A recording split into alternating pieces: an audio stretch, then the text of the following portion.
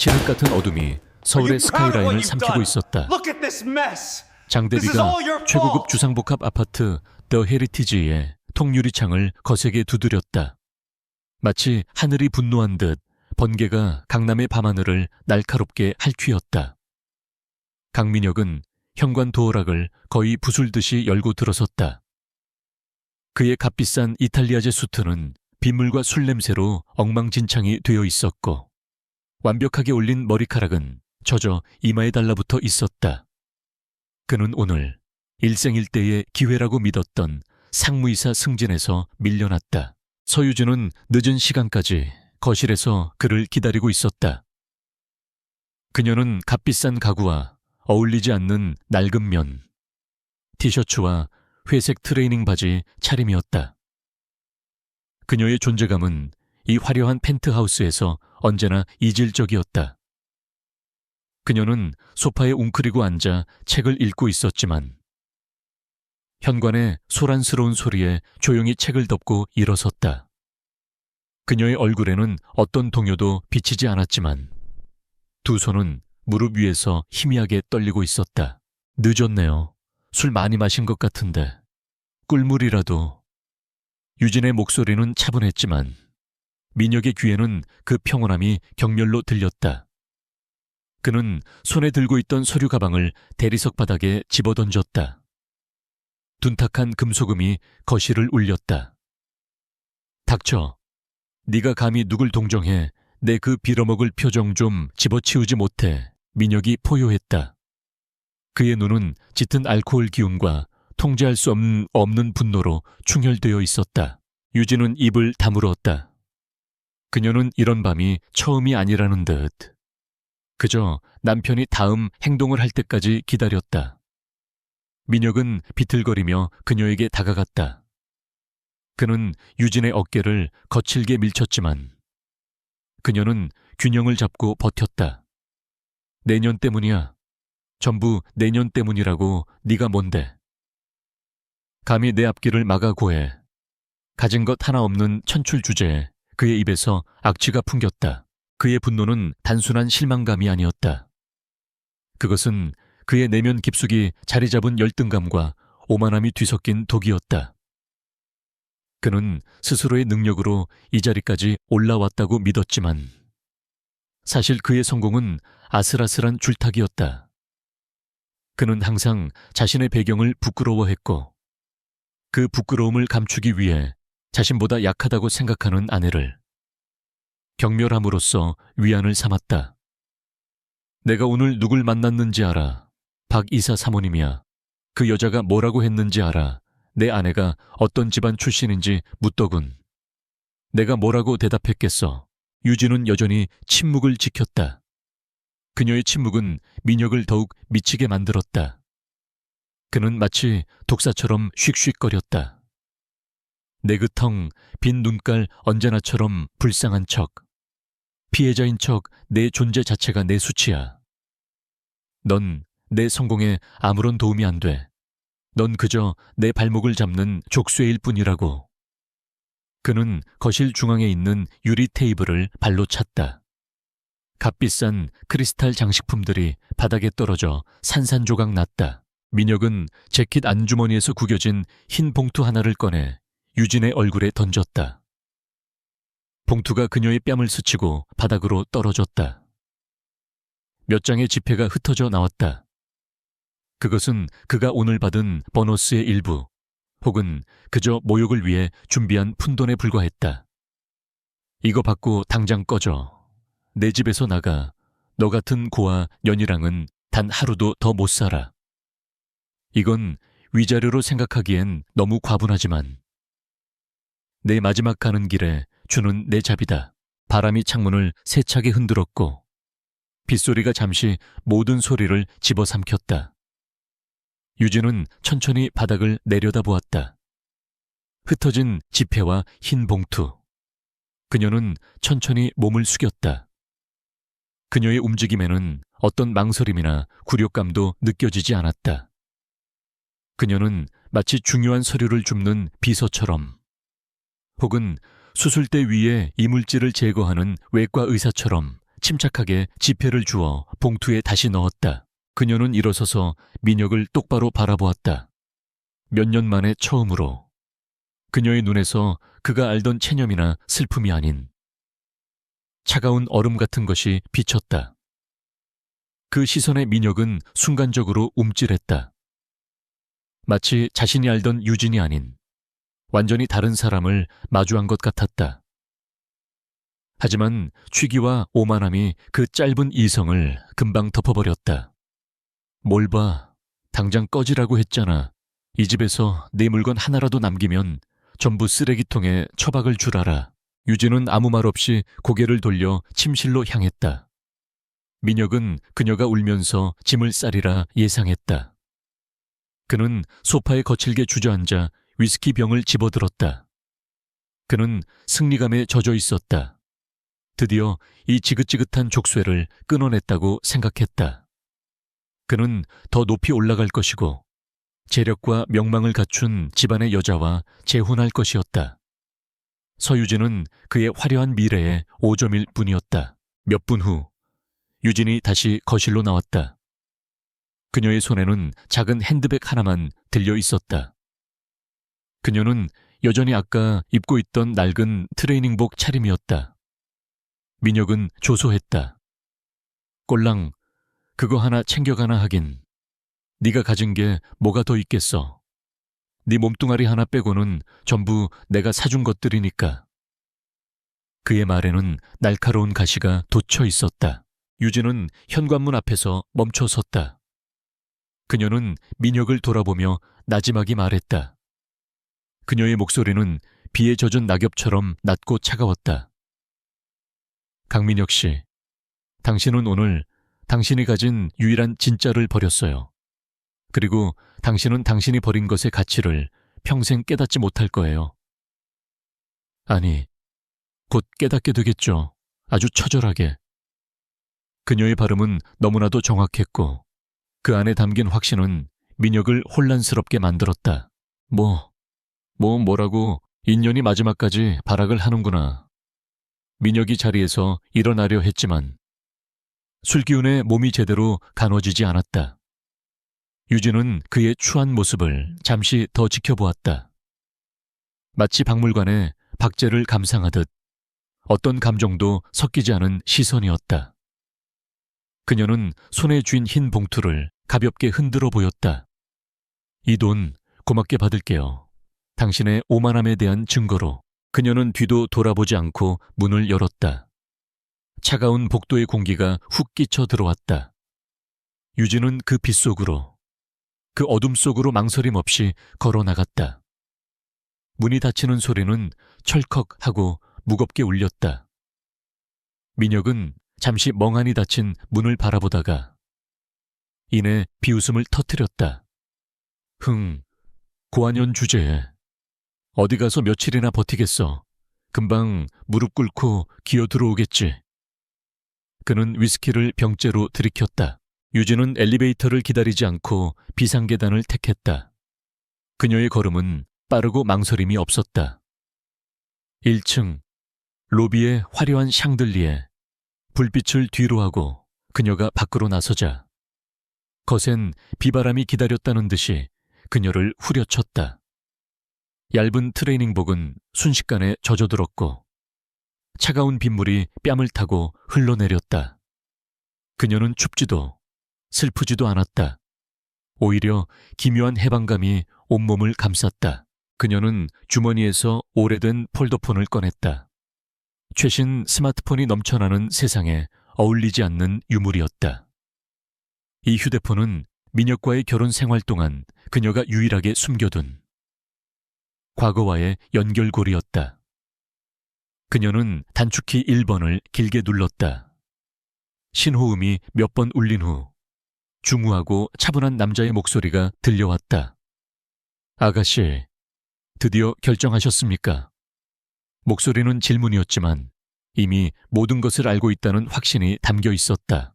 유진은 쏟아지는 비를 맞으며 하늘을 올려다보았다. 짙은 구름이 도시의 불빛을 가리고 있었다. 그녀의 목소리는 빗소리에 묻힐 만큼 작았지만 그 어떤 명령보다 단호했다. 김 비서님, 끝났어요. 이제 집으로 돌아갈 시간이에요. 그녀의 눈동자가 젖은 것은 빗물 때문인지 아니면 수년간 억눌러 왔던 분노 때문인지 알 수 없었다. 바로 그때 도로의 어둠을 뚫고 검은색 세단 한 대가 소리 없이 미끄러져 와 그녀 앞에 멈췄다. 번호판조차 없는 완벽하게 방음 및 방탄 처리된 특수 차량이었다. 뒷좌석 문이 열리고 방금 전 통화했던 목소리의 주인인 김 비서가 우산을 들고 내려 그녀에게 다가왔다. 그는 유진의 젖은 모습과 그녀의 손에 들린 구겨진 봉투를 잠시 바라보았지만 그의 표정에는 어떤 변화도 없었다. 그는 그저 정중하게 허리를 숙였다. 김 비서는 자신의 재킷을 벗어 유진의 어깨에 덮어주었다. 따뜻한 온기가 그녀의 차가운 몸을 감쌌다. 회장님께서 기다리고 계십니다. 3년 동안의 휴가는 이것으로 종료입니다. 유진 아가씨. 그의 목소리에는 유진의 아버지, YS그룹의 서태일 회장에 대한 절대적인 충성심이 묻어났다. 유진은 봉투를 재킷 주머니에 깊숙이 찔러 넣었다. 이것은 단순한 모욕이 아니었다. 이것은 전쟁의 서막이었고 강민혁이 지불해야 할 첫 번째 이자였다. 차량은 빗속을 부드럽게 가르며 더 헤리티지를 벗어났다. 백미러를 통해 자신이 3년간 감옥처럼 살았던 아파트가 점점 멀어지는 것을 바라보며 유진은 눈을 감았다. 강민혁은 그녀가 고아인 줄 알았다. 가난하고 배운 것 없고 의지할 곳 없는, 그래서 그가 함부로 경멸하고 내버릴 수 있는 존재인 줄 알았다. 하지만 그는 몰랐다. 자신이 방금 내쫓은 여자가 대한민국 경제계의 거물, YS그룹 서태일 회장의 유일한 상속녀, 서유진이라는 것을, 그리고 그녀의 휴가가 끝났다는 것이 무엇을 의미하는지를. 차가운 바깥 공기와 달리 검은색 세단 내부는 완벽한 정적과 따뜻한 온기로 가득 찼다. 3년간 잊고 지냈던 익숙한 안락함이었다. 유진은 어깨에 걸쳐진 김 비서의 재킷을 여몄다. 빗물에 젖은 트레이닝복의 냉기가 서서히 사라졌다. 그녀는 창밖으로 스쳐 지나가는 서울의 야경을 무심하게 바라보았다.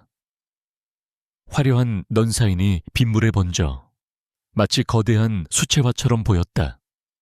그녀는 더 이상 저 화려한 도시의 일부가 아닌 도시 전체를 내려다보는 존재로 돌아가고 있었다. 김 비서는 운전석 칸막이 너머 보조석에서 조용히 앉아 있었다.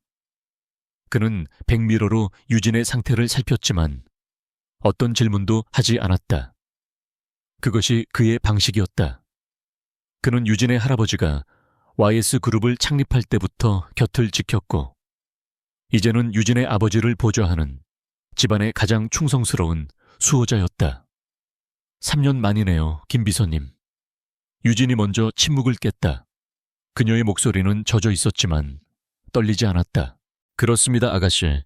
정확히는 3년 2개월 14일입니다. 김 비서의 대답은 기계처럼 정확했다. 그는 그녀가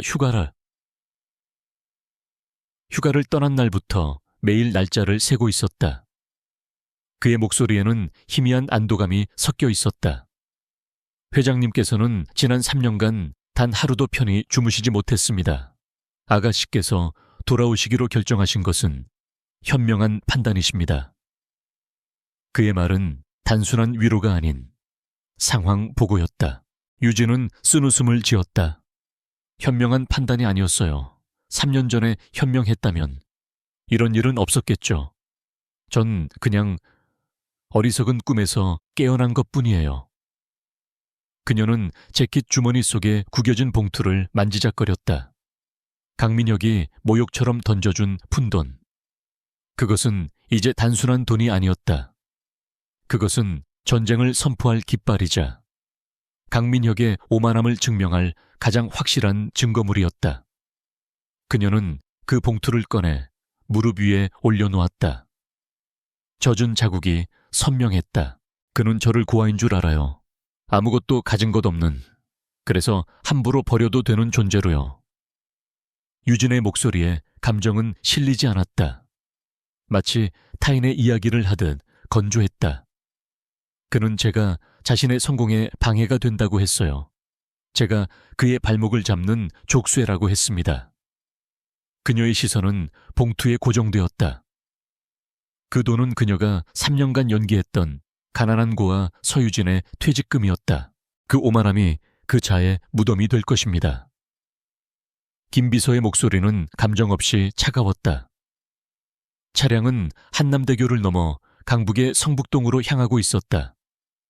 재벌들의 사생활이 철저히 보호되는 서울에서 가장 은밀한 부촌이었다. 차량이 속도를 줄이며 거대한 철제 대문 앞에 멈췄다. 민혁이 살던 더 헤리티지 따위와는 비교조차 되지 않는 완벽한 요새였다.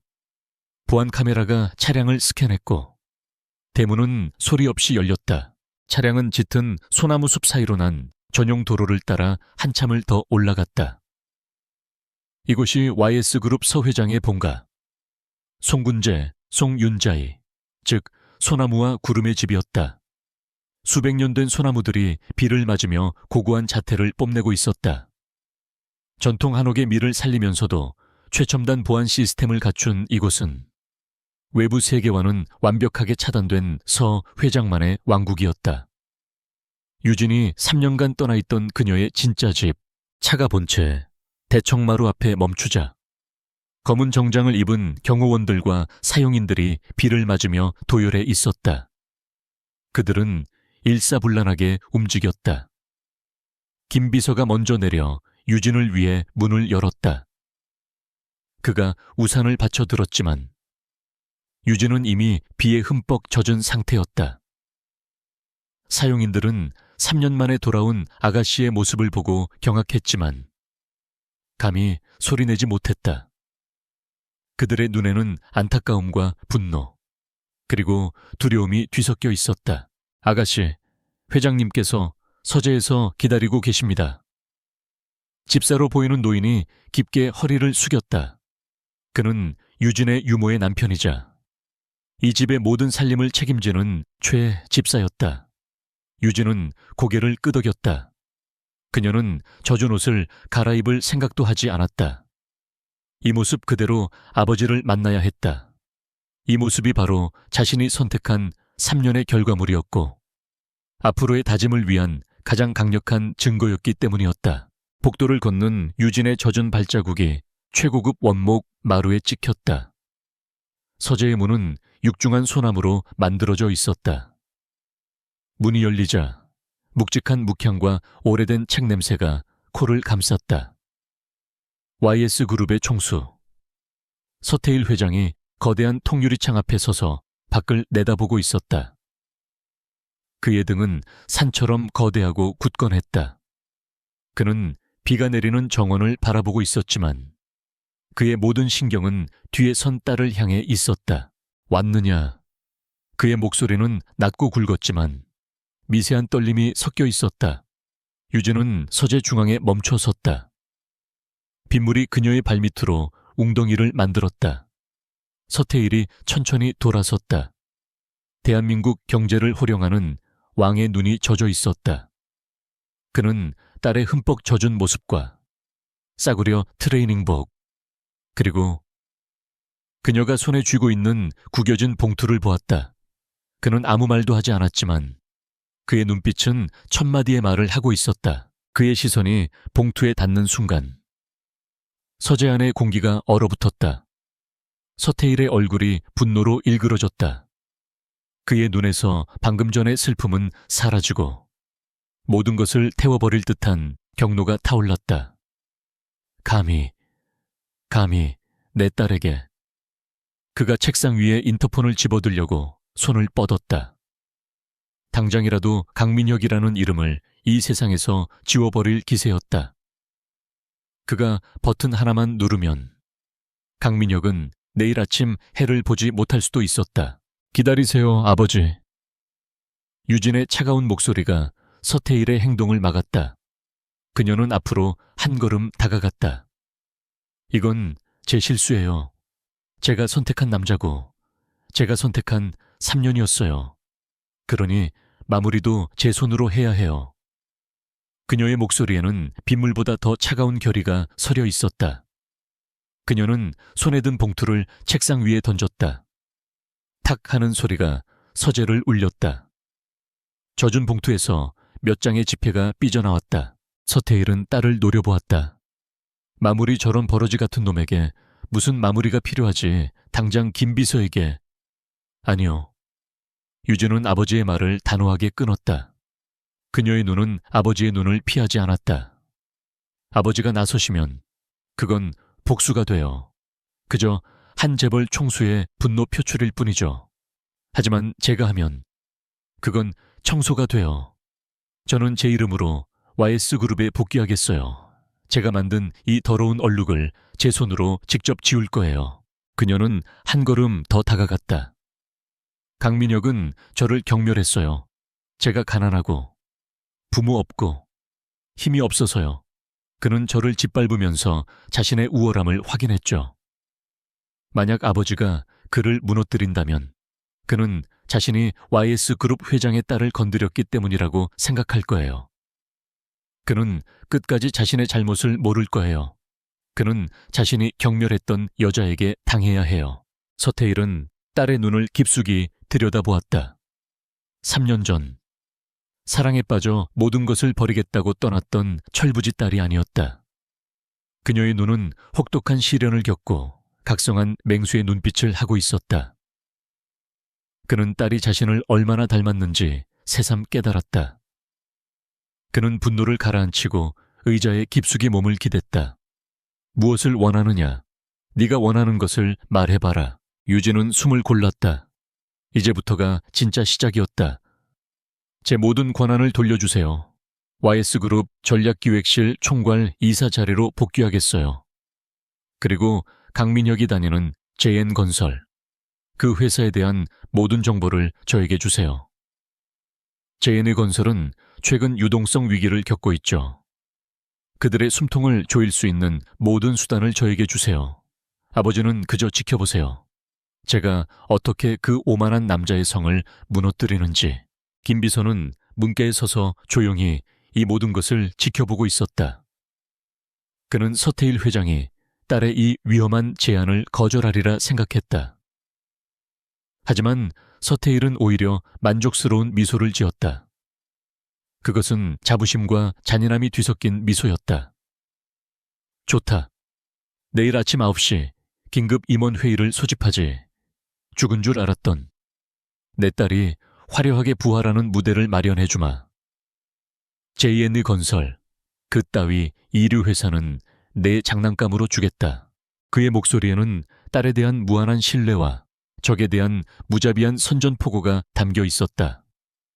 하지만 유진아, 그가 딸의 이름을 불렀다. 다시는 나를 실망시키지 마라. 그리고 다시는 너 자신을 이런 구렁텅이에 빠뜨리지 마라. YS의 주인은 약해질 자격이 없다.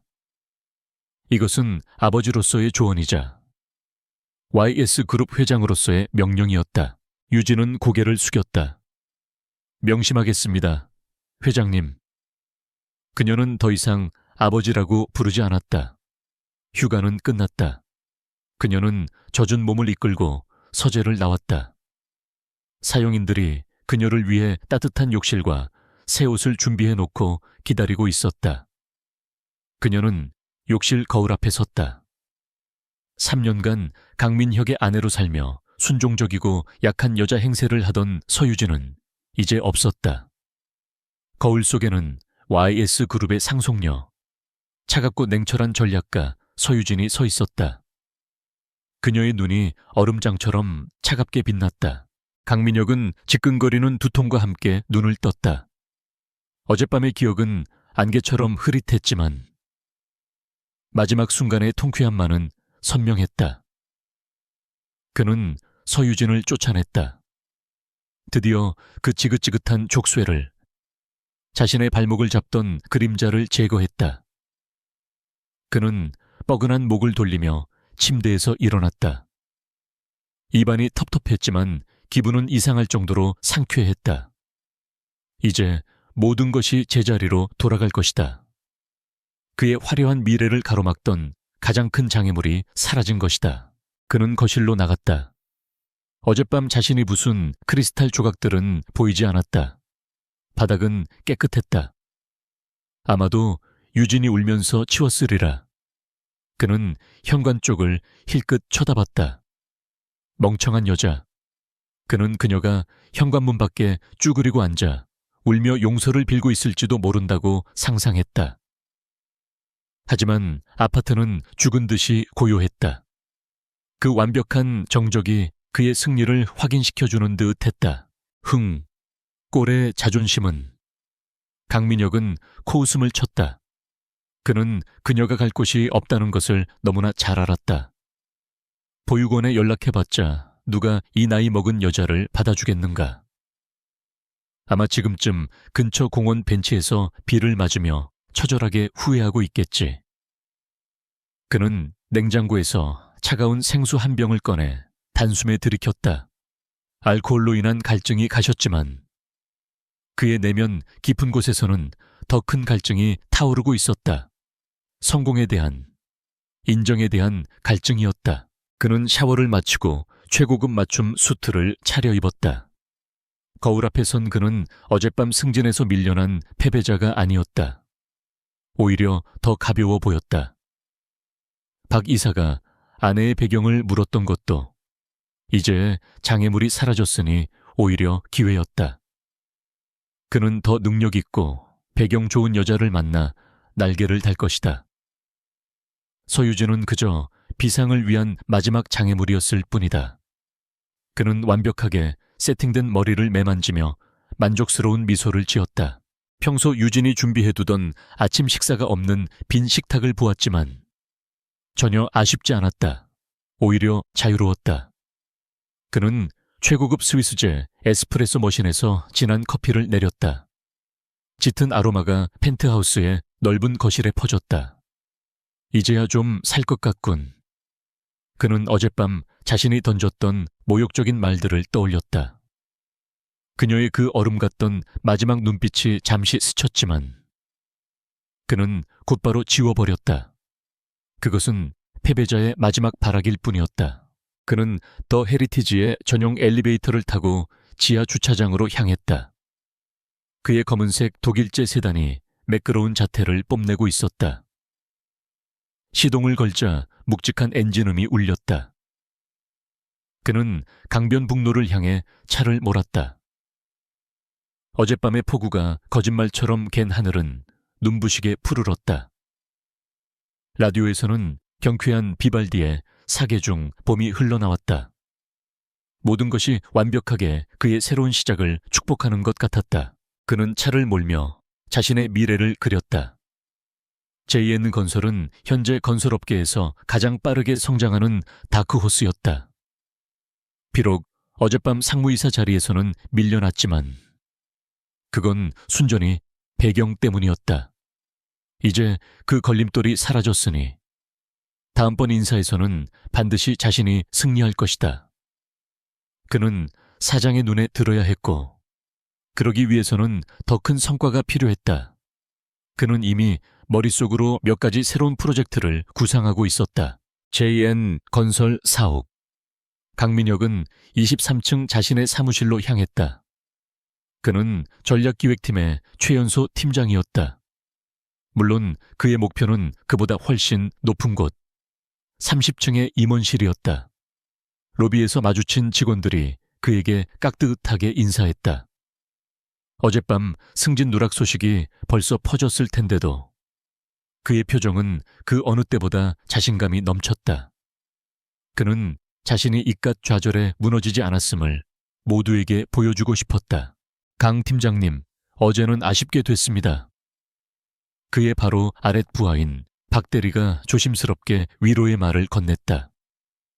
그는 강민혁의 눈치를 살피며 커피를 내밀었다. 강민혁은 어깨를 으쓱하며 여유롭게 웃어 보였다. 괜찮아, 박 대리.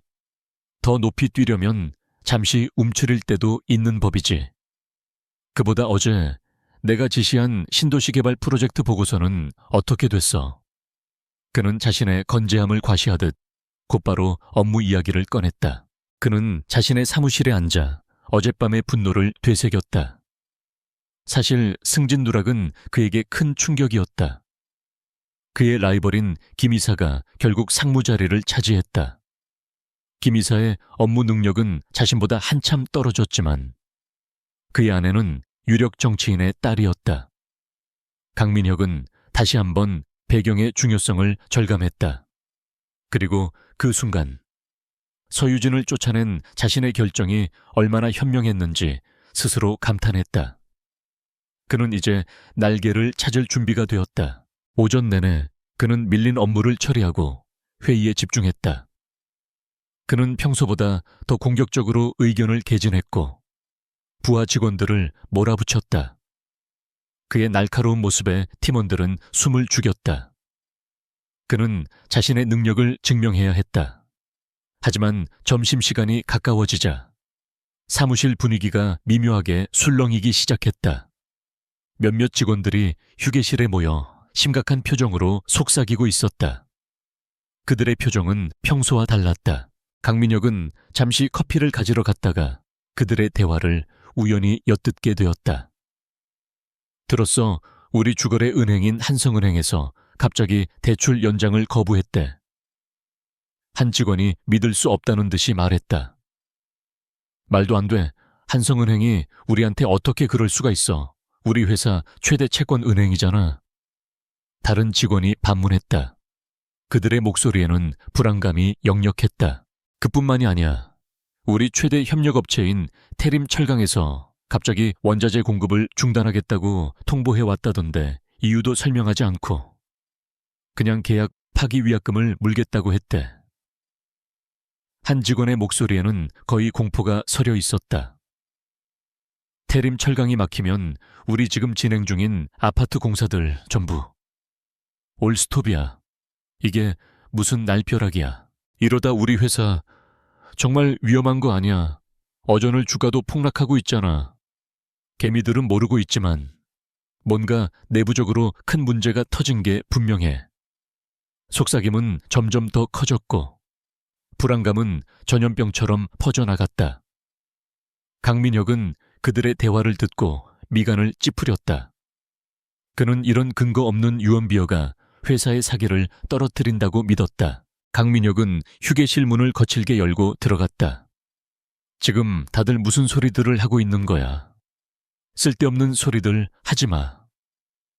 그의 목소리에는 짜증이 섞여 있었다. 직원들은 화들짝 놀라며 흩어졌다. 김 과장, 방금 그 말 사실이야. 그가 남아있던 김 과장을 붙잡고 물었다. 김 과장은 당황하며 눈을 피했다. 아, 아닙니다. 팀장님, 그냥 떠도는 소문일 뿐입니다. 다 떠도는 소문 이봐. 김 과장, JN건설이 어떤 회사인데 그런 말도 안 되는 소문에 흔들려. 그저 시장이 잠시 출렁이는 것뿐이야. 경쟁사들이 우리 회사를 흔들려고 퍼뜨린 헛소문일 수도 있어. 다들 자기 자리로 돌아가서 일이나 해. 그는 직원들을 윽박지르고 자기 사무실로 돌아왔다. 그의 단호한 태도에 직원들은 더 이상 아무 말도 못하고 흩어졌다. 하지만 그의 마음 한구석이 불안해지기 시작했다. 한성은행과 태림철강. 이 두 곳은 JN건설의 생명줄과도 같은 곳이었다. 단순한 소문이라고 치부하기에는 너무나도 치명적인 이름들이었다. 그는 애써 불안감을 떨쳐냈다. 설마 이건 그냥 일시적인 문제일 거야. 사장님이 알아서 해결하시겠지. 그는 자신의 능력으로 해결할 수 없는 문제에 대해서는 생각하고 싶지 않았다. 그는 습관적으로 모니터에 뜬 주식창을 확인했다. JN건설의 주가가 개장 이후 15%나 폭락해 있었다. 그것도 모자라 하한가를 향해 수직으로 낙하하고 있었다. 아침에 봤던 파란 하늘과는 너무나도 다른 절망적인 파란색이었다. 대체 뭐가 어떻게 돌아가는 거야? 그의 손에 땀이 차기 시작했다. 그는 자신이 모르는 거대한 무언가가 움직이고 있음을 직감했다. 그때 그의 책상 위 인터폰이 날카롭게 울렸다. 사장 비서실이었다. 강민혁은 마른 침을 삼키고 수화기를 들었다. 강 팀장님, 사장님께서 긴급 임원회의를 소집하셨습니다. 지금 바로 30층 대회의실로 와주시기 바랍니다. 임원회의, 자신은 임원이 아닌데, 김 비서님, 저는 임원이 아닙니다만, 비서의 목소리는 평소와 달리 차갑고 건조했다. 사장님께서 특별히 강 팀장님도 참석하라고 지시하셨습니다. 전략기획팀장으로서 현재 상황에 대해 보고할 것이 있다고 하셨습니다. 지체하지 마시고 지금 바로 올라오십시오. 전화가 끊겼다.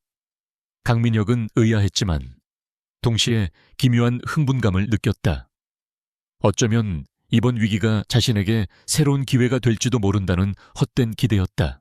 그는 옷매무새를 가다듬고 회의실로 향했다. 엘리베이터를 기다리는 동안 그는 자신이 어떻게 이 위기 상황을 타개할 수 있을지 머리를 굴렸다. 그는 이 사태의 원인이 무엇인지 전혀 알지 못했다. 그가 무시했던 그 유언비어가 사실이었으며 그 모든 혼란의 중심에 자신이 어젯밤 경멸하며 내쫓은 아내 서유진이 있다는 것을 그는 자신이 승진에서 밀려난 이유가 단순히 배경 때문이라고 생각했다. 하지만 사실은 JN건설 자체가 거대한 폭풍의 눈으로 빨려 들어가고 있었기 때문이었다. 그리고 그 폭풍을 일으킨 것은 바로 강민혁 자신이었다. 그는 자신의 오만한 환상 속에서 완벽한 아침을 맞이했다고 생각했다. 하지만 그 환상은 곧 깨어질 살얼음판에 불과했다. 그는 자신의 무지함 속에서 스스로 무덤을 향해 걸어가고 있었다. 그는 엘리베이터 문이 열리자 자신감 넘치는 표정으로 안으로 들어섰다. 강민혁이 공포와 혼란 속에서 30층으로 올라가고 있을 바로 그 시각. 한강 반대편 여의도의 심장부에 위치한 YS타워 70층 JNE건설의 초라한 회의실과는 비교조차 할 수 없는 거대한 전략회의실에서는 전혀 다른 차원의 아침이 시작되고 있었다. 방 전체가 하나의 거대한 통유리로 되어 있어 서울의 정형과 맑게 갠 하늘이 한눈에 내려다 보였다. 어젯밤에 폭우가 씻어낸 도시는 수정처럼 반짝였다. 회의실 중앙에 놓인 거대한 흑단 테이블 상석에 서유진이 앉아 있었다. 3년 전 모든 것을 버리고 떠났던 그녀는 이제 없었다. 어젯밤에 젖은 트레이닝복은 온데간데 없었다. 그녀는 머리카락 한 올 흐트러짐 없이 완벽하게 올린 쪽머리에 날카로운 어깨선이 강조된 짙은 네이비색의 YS 전략기획실 유니폼과도 같은 맞춤 정장을 입고 있었다. 그녀의 얼굴은 화장기 없이 창백했지만 그 어떤 보석보다도 차가운 빛을 발했다. 테이블 주위에는 YS그룹의 핵심 중의 핵심, 그림자 내각이라 불리는 인물들이 일렬로 도열해 있었다. 김 비서가 그녀의 바로 뒤에 섰고 그룹 법무팀 총괄 변호사, 재무전략본부장, 그리고 M&A 인수합병 전문팀장까지 대한민국 경제계를 움직이는 거물들이었지만 지금 그들은 모두 3년 만에 돌아온 상속녀의 입만 바라보고 있었다. 그들의 눈에는 호기심, 경외심, 그리고 약간의 두려움이 섞여 있었다. 오전 9시 정각, 회의를 시작합니다. 유진의 목소리는 조용했지만 최첨단 방음 시설이 갖춰진 회의실 전체를 얼어붙게 할 만큼의 냉기를 담고 있었다. 그녀는 리모컨을 조작했다. 거대한 정면 스크린에 JN건설의 로고가 떠올랐다. 그와 동시에 강민혁이 어제 자랑스럽게 말했던 그 회사의 모든 재무제표와 내부 기밀 정보가 데이터로 펼쳐졌다. 오늘 우리의 목표물입니다. JN건설 재무본부장이 조심스럽게 입을 열었다. 이사님, JN건설은 최근 급성장하고는 있으나 저희 YS그룹의 포트폴리오에 담기에는 너무 작고 위험 부담이 큽니다. 단순한 이류 건설사에 불과합니다. 회장님께서 아버님의 뜻은 중요하지 않습니다. 유진은 그의 말을 가차없이 잘랐다. 이건 제 결정이고 여러분은 제 지시를 따르면 됩니다. JN건설은 작지만 아주 오만한 쥐새끼들이 모여있는 곳이죠. 그리고 쥐를 잡으려면 쥐가 살고 있는 집을 통째로 불태워야 합니다. 그녀의 비유에 회의실의 공기가 한층 더 무거워졌다. 그녀는 스크린에 JN건설의 부채 구조도를 띄웠다. JN건설의 총 부채는 약 3조 원. 그중 1조 원이 한성은행의 당위 대출입니다. 만기일은 바로 다음 주죠. 그녀가 김 비서를 바라보았다. 김 비서가 앞으로 나서서 보고했다. 아가씨, 아니, 이사님, 지시대로 저희가 보유한 유성 인베스트먼트를 통해 어젯밤부로 한성은행이 보유한 JN건설의 부실 채권 전량을 매입 완료했습니다. 한성은행 측에는 이미 대출 연장 불가를 통보하라고 지시했습니다. 강민혁이 휴게실에서 들었던 유언비어의 첫 번째 조각이 맞춰지는 순간이었다. 잘하셨어요, 김 비서님. 유진이 고개를 끄덕였다. 이제 우리는 JN건설의 최대 채권자입니다. 그들의 숨통을 쥘 첫 번째 카드는 확보됐습니다. 그녀는 다음 슬라이드로 넘겼다. 태림 철강의 로고가 떴다. M&A 팀장이 긴장한 듯 보고를 시작했다. 이사님, 태림 철강은 JN건설의 유일한 H빔 공급업체입니다. 그런데 공교롭게도 태림 철강의 지분 40%는 저희 YS 중공업이 차명으로 보유하고 있습니다. 공교롭게 유진이 날카롭게 반문했다. 이 세상에 공교로운 건 없습니다. 박 팀장, 그건 우리가 10년 전에 심어둔 씨앗일 뿐이죠. 오늘 아침부로 태림 철강이 JN건설에 원자재 공급을 전면 중단하도록 조치하세요. 계약 파기 위약금은 우리 그룹 법무팀에서 처리합니다. 회의실에 있던 모두가 숨을 삼켰다. 이것은 단순한 기업 사냥이 아니었다. 이것은 외과 수술처럼 정교하게 계획된 완벽한 해체 작업이었다. 최대 채권자가 돈줄을 막고 유일한 원자재 공급처가 숨통을 끊는다. JN건설이 버틸 수 있는 시간은 일주일도 채 남지 않을 터였다. 이제 두 번째 단계입니다. 이틀 안에 JN건설의 주가는 휴지 조각이 될 겁니다. 이미 어제부터 조짐이 보였죠. 그녀는 스크린에 JN건설의 임원 명단을 띄웠다. 사장, 부사장, 그리고 상무이사로 승진한 김이사. 강민혁의 라이벌이었다. 이 인간들은 지금 패닉에 빠져 있을 겁니다. 하지만 그들은 아직 원인을 모르죠. 그저 불운이라고 생각할 겁니다. 유진은 법무팀장을 바라보았다. 황 변호사님, 지금부터 JN건설 사장의 비자금 내역을 언론에 흘릴 준비를 하세요. 그가 신도시 개발 프로젝트에서 얼마나 많은 돈을 횡령했는지 우리가 가진 자료면 충분할 겁니다.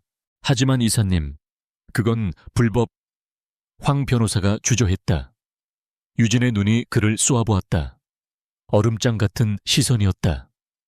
불법적인 증거를 수집한 건 우리가 아니라 이미 그들의 내부 고발자가 한 일입니다.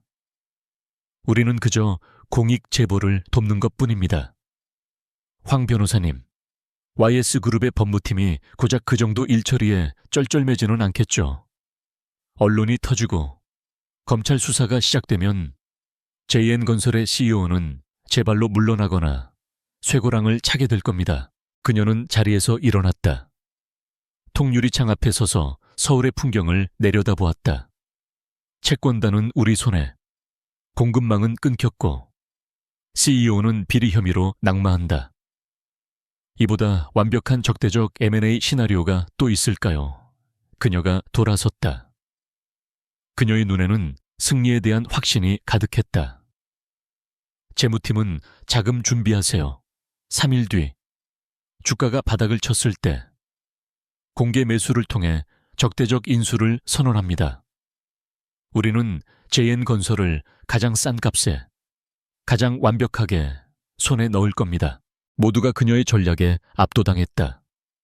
서태일 회장의 방식이 맹수처럼 힘으로 찍어 누르는 것이라면 서유진의 방식은 독사처럼 상대의 혈관을 정확히 찾아내 독을 주입하는 것이었다. 더 치밀하고 더 잔인했다. 이 회의의 모든 내용은 IS그룹의 최고 보안 등급으로 분류됩니다. 오늘 여기서 나눈 이야기는 여러분의 무덤까지 가져가십시오. JN건설을 청소하는 것은 YS의 새로운 시작을 알리는 신호탄이 될 것입니다. 그녀는 청소라는 단어에 힘을 주어 말했다. 김 비서는 그녀의 의도를 정확히 알았다. 이것은 단순한 기업 인수가 아니라 3년간 묵은 오물을 치우는 대청소였다. 이상 회의 마치겠습니다. 각자 맡은 바 임무를 완수하세요. 유진이 회의 종료를 선언했다. 임원들이 굳은 표정으로 자리에서 일어나 깍듯하게 인사를 하고 회의실을 빠져나갔다. 회의실에는 유진과 김 비서, 단둘만 남았다. 김 비서는 그녀에게 따뜻한 차를 한 잔 건넸다. 3년 만에 하신 것 치고는 조금 과격하십니다. 아가씨, 그의 목소리에는 희미한 걱정이 묻어났다. 유진은 차를 한 모금 마셨다. 과격하다고요? 이건 시작에 불과해요. 김 비서님, 강민혁이라는 남자는 자신이 경멸했던 모든 것들에게 철저하게 짓밟혀봐야 해요. 그는 아직 진짜 지옥이 무엇인지 모르고 있어요. 그녀는 태블릿 PC를 들어 JN건설의 조직도를 다시 열었다. 수많은 이름과 직함 속 전략기획팀장 강민혁이라는 이름이 유난히 작게 보였다. 그녀는 그 이름을 손가락으로 가볍게 쓸어 넘겼다. 그는 자신이 이 회사의 핵심이라고 믿고 있죠. 자신이 이 회사를 이끌어갈 미래라고. 하지만 그는 그저 이 거대한 성의 가장 아래층을 바치고 있는 썩어가는 주춧돌 하나에 불과해요. 이사님, 그럼 강민혁 팀장은 어떻게... 김 비서가 조심스럽게 물었다. 유진은 창밖을 바라보며 대답했다. 그는 마지막까지 남겨둘 거예요. 자신이 믿었던 성이 무너지고 동료들이 사라지고 존경하던 상사가 끌려 내려오는 것을 자기 눈으로 똑똑히 보게 해야죠. 그는 자신이 쫓아낸 여자가 아니라 자기 자신의 오만함이 모든 것을 파괴했다는 것을 깨달아야 하니까요. 그녀의 목소리는 차가웠지만 그 안에는 설명할 수 없는 깊은 슬픔이 배어 있었다. 30층 대회의실의 공기는 납처럼 무거웠다. 강민혁은 박 사장의 얼굴이 분노와 공포로 일그러지는 것을 태어나서 처음 보았다. 회의는 시작부터 고함과 비난으로 얼룩졌다. 한성은행, 태림철강, 이 배신자 놈들, 대체 하룻밤 사이에 무슨 일이 일어난 거야. 박 사장은 두꺼운 재무보고서로 테이블을 내리쳤다. 임원들은 모두 고개를 숙인 채 침묵을 지켰다. 그들의 얼굴에는 회사를 덮친 재앙에 대한 당혹감이 역력했다. 강민혁은 자신이 왜 이 자리에 불려왔는지 깨달았다. 그는 전략기획팀장이었다. 이런 위기 상황을 예측하고 대책을 마련해야 하는 자리였다. 박 사장의 이글거리는 시선이 그에게 향했다. 강 팀장 자네는 전략기획팀장으로서 이 사태를 전혀 예상 못했나. 우리 회사 자금줄과 원자재 공급이 동시에 끊기는 이런 말도 안 되는 상황을. 그의 목소리는 절박했다. 민혁은 마른 입술을 핥았다. 그는 아무 대답도 할 수 없었다. 어젯밤 그는 고작 아내 하나 쫓아낸 것에 대한 승리감에 취해 있었다. 그것은... 한성은행과 태림철강은 수십 년간 저희와 거래해온 파트너였습니다. 이런 식의 일방적인 계약 파기는 업계의 상도에도 어긋나는 일입니다. 이건 예측의 범위가 아니라 그는 변명을 늘어놓았다. 상도 닥쳐 박 사장이 소리쳤다. 지금 그딴 한가한 소리가 나와 회사가 망하게 생겼는데 강 팀장, 자네는 이 위기를 타개할 전략을 가져와야 했어. 지금 당장. 다른 자금줄을 알아봐 제2금융권이든 사채든 그리고 태림을 대체할 철강업체를 찾아 어떻게든 공사를 재개해야 해. 못하면 자네 자리도 없어질 줄 알아. 박 사장의 협박은 민혁의 등골을 서늘하게 했다. 강민혁은 굴욕감과 공포심을 애써 누르며 회의실을 나왔다. 그는 자신이 이 상황을 해결할 수 있다고 믿고 싶었지만 머릿속은 하얗게 비어 있었다. 그가 23층 자신의 사무실로 돌아왔을 때 분위기는 아침보다 훨씬 더 심각했다. 직원들은 더 이상 속삭이지 않았다. 그들은 패닉 상태에 빠져 있었다. 모니터마다 JN건설의 주가 그래프가 떠 있었고 그래프는 바닥을 모르고 추락하고 있었다. 이미 하한가를 기록했다. 팀장님, 큰일 났습니다. 박 대리가 거의 울상이 되어 그에게 달려왔다. 방금 A 프로젝트 현장에서 연락이 왔습니다. 태림 철강의 자재 공급 중단으로 오늘부로 모든 공사가 전면 중단되었습니다. 협력업체들이 지금 본사 로비로 몰려오고 있답니다. A 프로젝트는 민혁이 가장 공을 들인 그의 실적을 증명해줄 핵심 사업이었다. 연이은 보고가 그의 숨통을 조였다.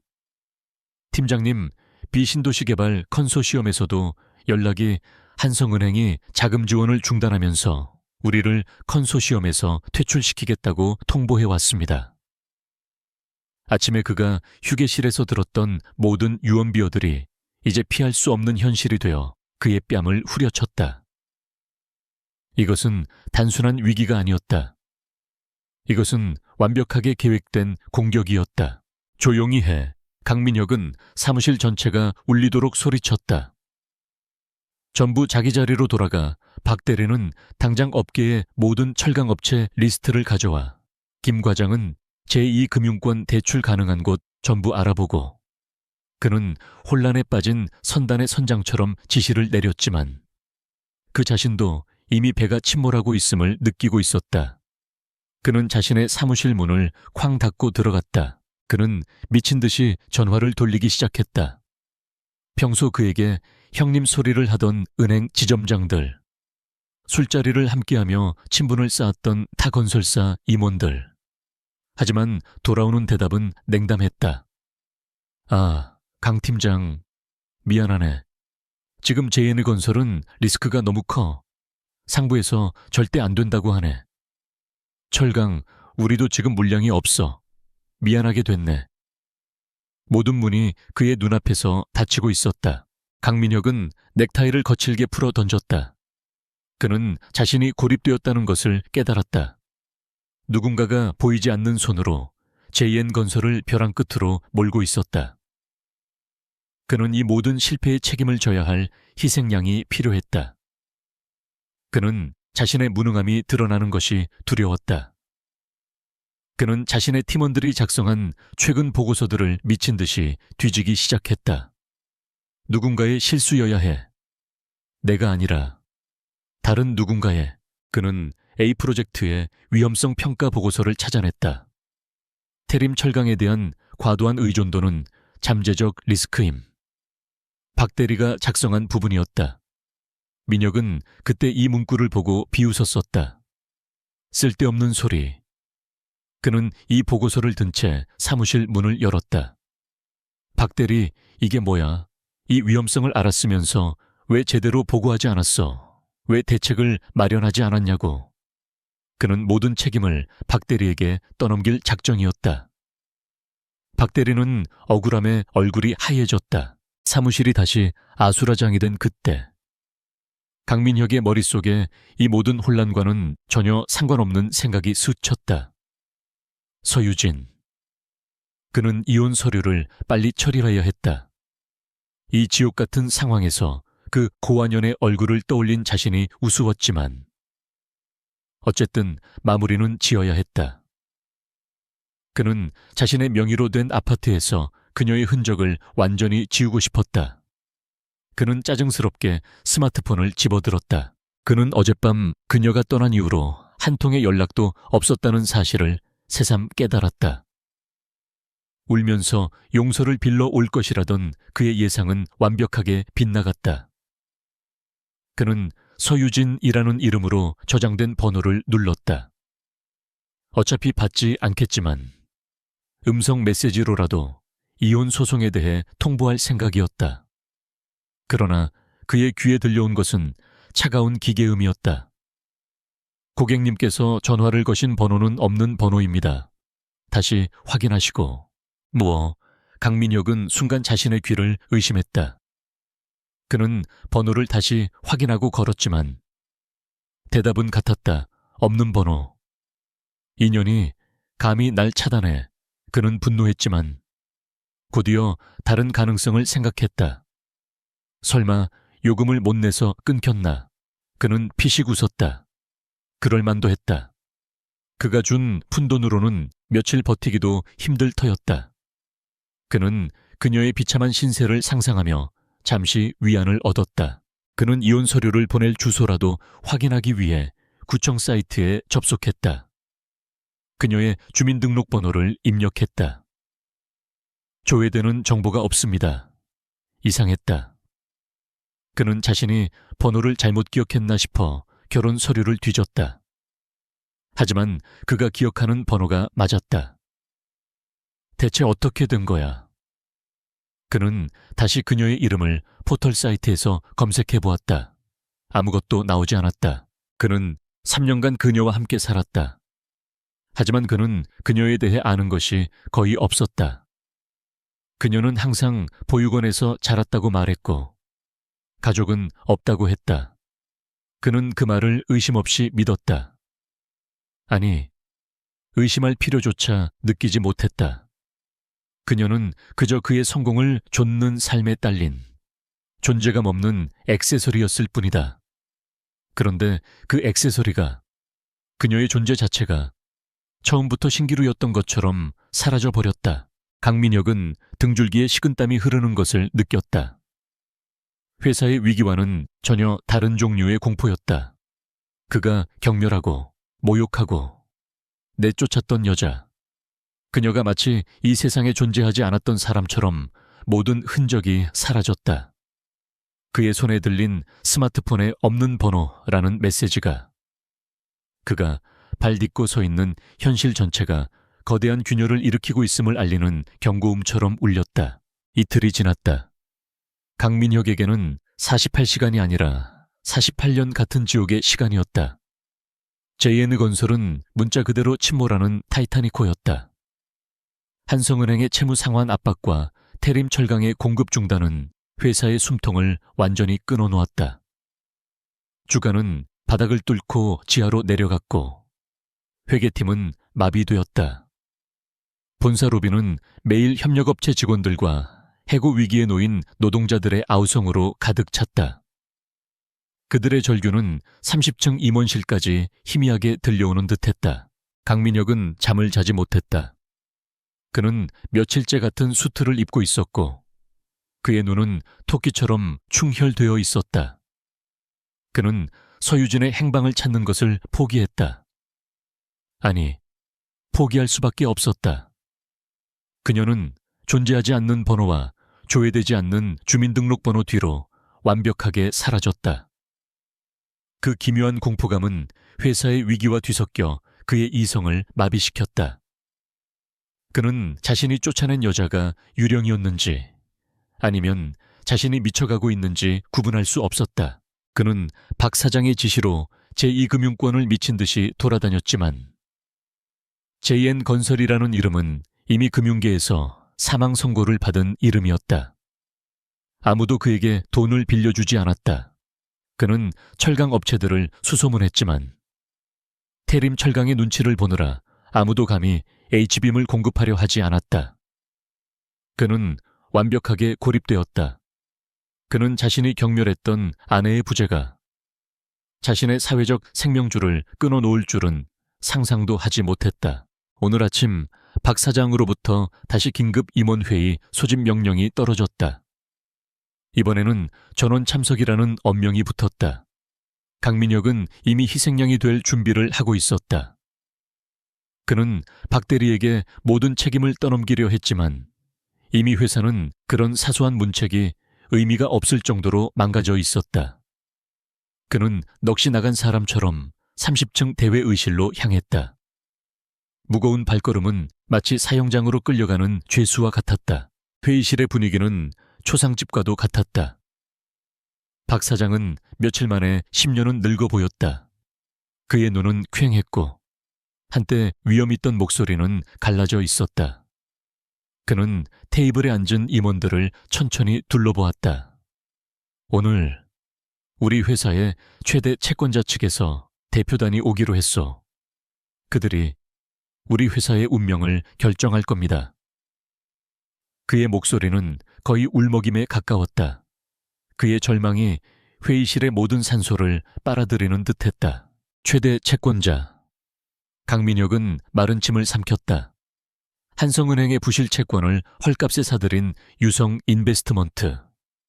시장에서는 그들에 대해 알려진 바가 거의 없었다. 잔인한 기업 사냥꾼이거나 혹은 외국계 벌처 펀드일 것이라는 추측만 무성했다. 임원들은 모두 고개를 숙인 채 자신들의 목을 치러 오는 저승사자를 기다리는 죄인들 같았다. 강민혁 역시 그들 중 하나였다. 그들이 요구하는 것은 아마도 회사의 청산일 거요. 아니면 우리가 가진 알짜배기 자산들을 헐값에 넘기라고 하겠지. 박 사장이 절망적으로 중얼거렸다. 우리에겐 협상력이 없어. 그들이 원하는 대로 해줄 수밖에. 그의 말이 채 끝나거든. 끝나기도 전에 육중한 회의실 문이 노크 소리도 없이 조용히 열렸다. 임원들의 시선이 모두 문 쪽으로 쏠렸다. 공포에 질린 눈들이었다. 문이 열리고 검은 정장을 입은 남자들이 먼저 들어왔다. 그들은 마치 잘 훈련된 경호원들처럼 보였고 그들의 존재감만으로도 회의실의 공기가 얼어붙었다. 그들은 회의실 양쪽으로 도열했다. 그들의 시선은 냉담했고 JN의 건설의 임원들을 마치 가구처럼 취급했다. 박 사장조차 감히 입을 열지 못했다. 그의 입은 벌어졌지만 아무 소리도 나오지 않았다. 그리고 복도에서 또각거리는 하이힐 소리가 대리석 바닥을 울리며 다가왔다. 그 소리는 규칙적이고 망설임이 없었으며 듣는 이의 심장을 조이는 듯한 리듬을 가지고 있었다. 강민혁은 그 소리가 왠지 모르게 익숙하면서도 동시에 생전 처음 듣는 것처럼 낯설게 느껴졌다. 그의 심장이 불길하게 방망이질 쳤다. 그는 이 소리가 자신의 운명을 향해 다가오는 발소리임을 직감했다. 드디어 그녀가 모습을 드러냈다. 짙은 네이비색에 군더더기 하나 없는 완벽한 정장을 입은 여자. 머리는 깔끔하게 올려 묶여 있었고 얼굴에는 그 어떤 감정도 드러나지 않았다. 그녀의 뒤에는 YS그룹의 배지를 단 법무팀 변호사들과 모든 것을 꿰뚫어 보는 듯한 눈빛의 중년 남자. 김 비서가 그림자처럼 따르고 있었다.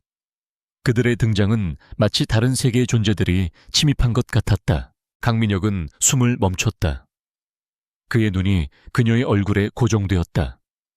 시간은 영원처럼 늘어났다. 그럴 리가 없었다.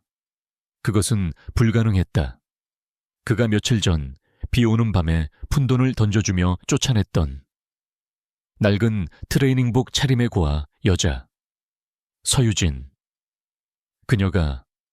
그녀가 지금 왜 여기에 저런 모습으로 서 있는가? 그의 뇌가 눈앞의 정보를 처리하기를 거부했다. 박 사장은 여자를 알아보지 못했다. 그는 자리에서 벌떡 일어나 어쩔 줄 몰라 하며 허리를 숙였다. 아, 어서 오십시오, 유성 인베스트먼트 대표. 십니까? 그의 목소리는 비굴하게 떨렸다. 그는 이 젊고 아름답지만 얼음처럼 차가운 여자가 자신들의 운명을 쥔 사람이라는 것을 직감했다. 그는 이 상황을 타개할 마지막 동아줄이라고 생각했다. 유진은 그를 쳐다보지도 않았다. 그녀의 시선은 회의실 전체를 천천히 그리고 경멸적으로 훑어보았다. 마치 박물관에 먼지 쌓인 박제들을 보는 듯한 시선이었다. 그리고 마침내 그녀의 시선이 테이블 끝자리에 앉아있던 강민혁에게 닿았다. 그녀의 눈은 3년간 그가 보아왔던 순종적인 눈이 아니었다. 그것은 모든 것을 아는, 모든 것을 경멸하는 절대자의 시선이었다. 강민혁은 마치 얼음물에 처박힌 듯한 충격을 받았다. 어젯밤 그녀가 했던 말이 그의 뇌리를 스쳤다. 당신은 오늘 당신이 가진 유일한 진짜를 버렸어요. 그리고 당신은 당신이 버린 것의 가치를 평생 깨닫지 못할 거예요. 아니, 곧 깨닫게 되겠죠. 아주 처절하게. 그 말의 의미가 이제야 이 끔찍한 방식으로 현실이 되었다. 그는 자신이 쫓아낸 것이 아내가 아니라 YS그룹 그 자체였음을 깨달았다. 김 비서가 박 사장 앞으로 나섰다. 그의 얼굴은 무표정했지만 그의 눈은 박 사장을 벌레처럼 바라보고 있었다. 정정합니다. 박 사장. 저희는 유성 인베스트먼트가 아닙니다. 유성 인베스트먼트는 저희 YS그룹의 자회사일 뿐입니다.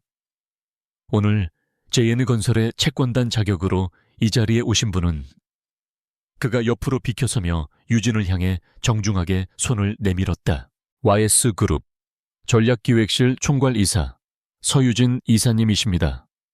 YS그룹 그리고 서유진. 그 두 단어가 합쳐지는 순간 회의실 안의 모든 임원들이 경악했다. 대한민국 경제계의 정점 YS그룹 그리고 그곳의 이사가 서유진이라고 박 사장의 턱이 바닥까지 떨어질 듯 벌어졌다. 다른 임원들은 자신들이 무슨 말을 들었는지 이해하지 못하는 표정이었다.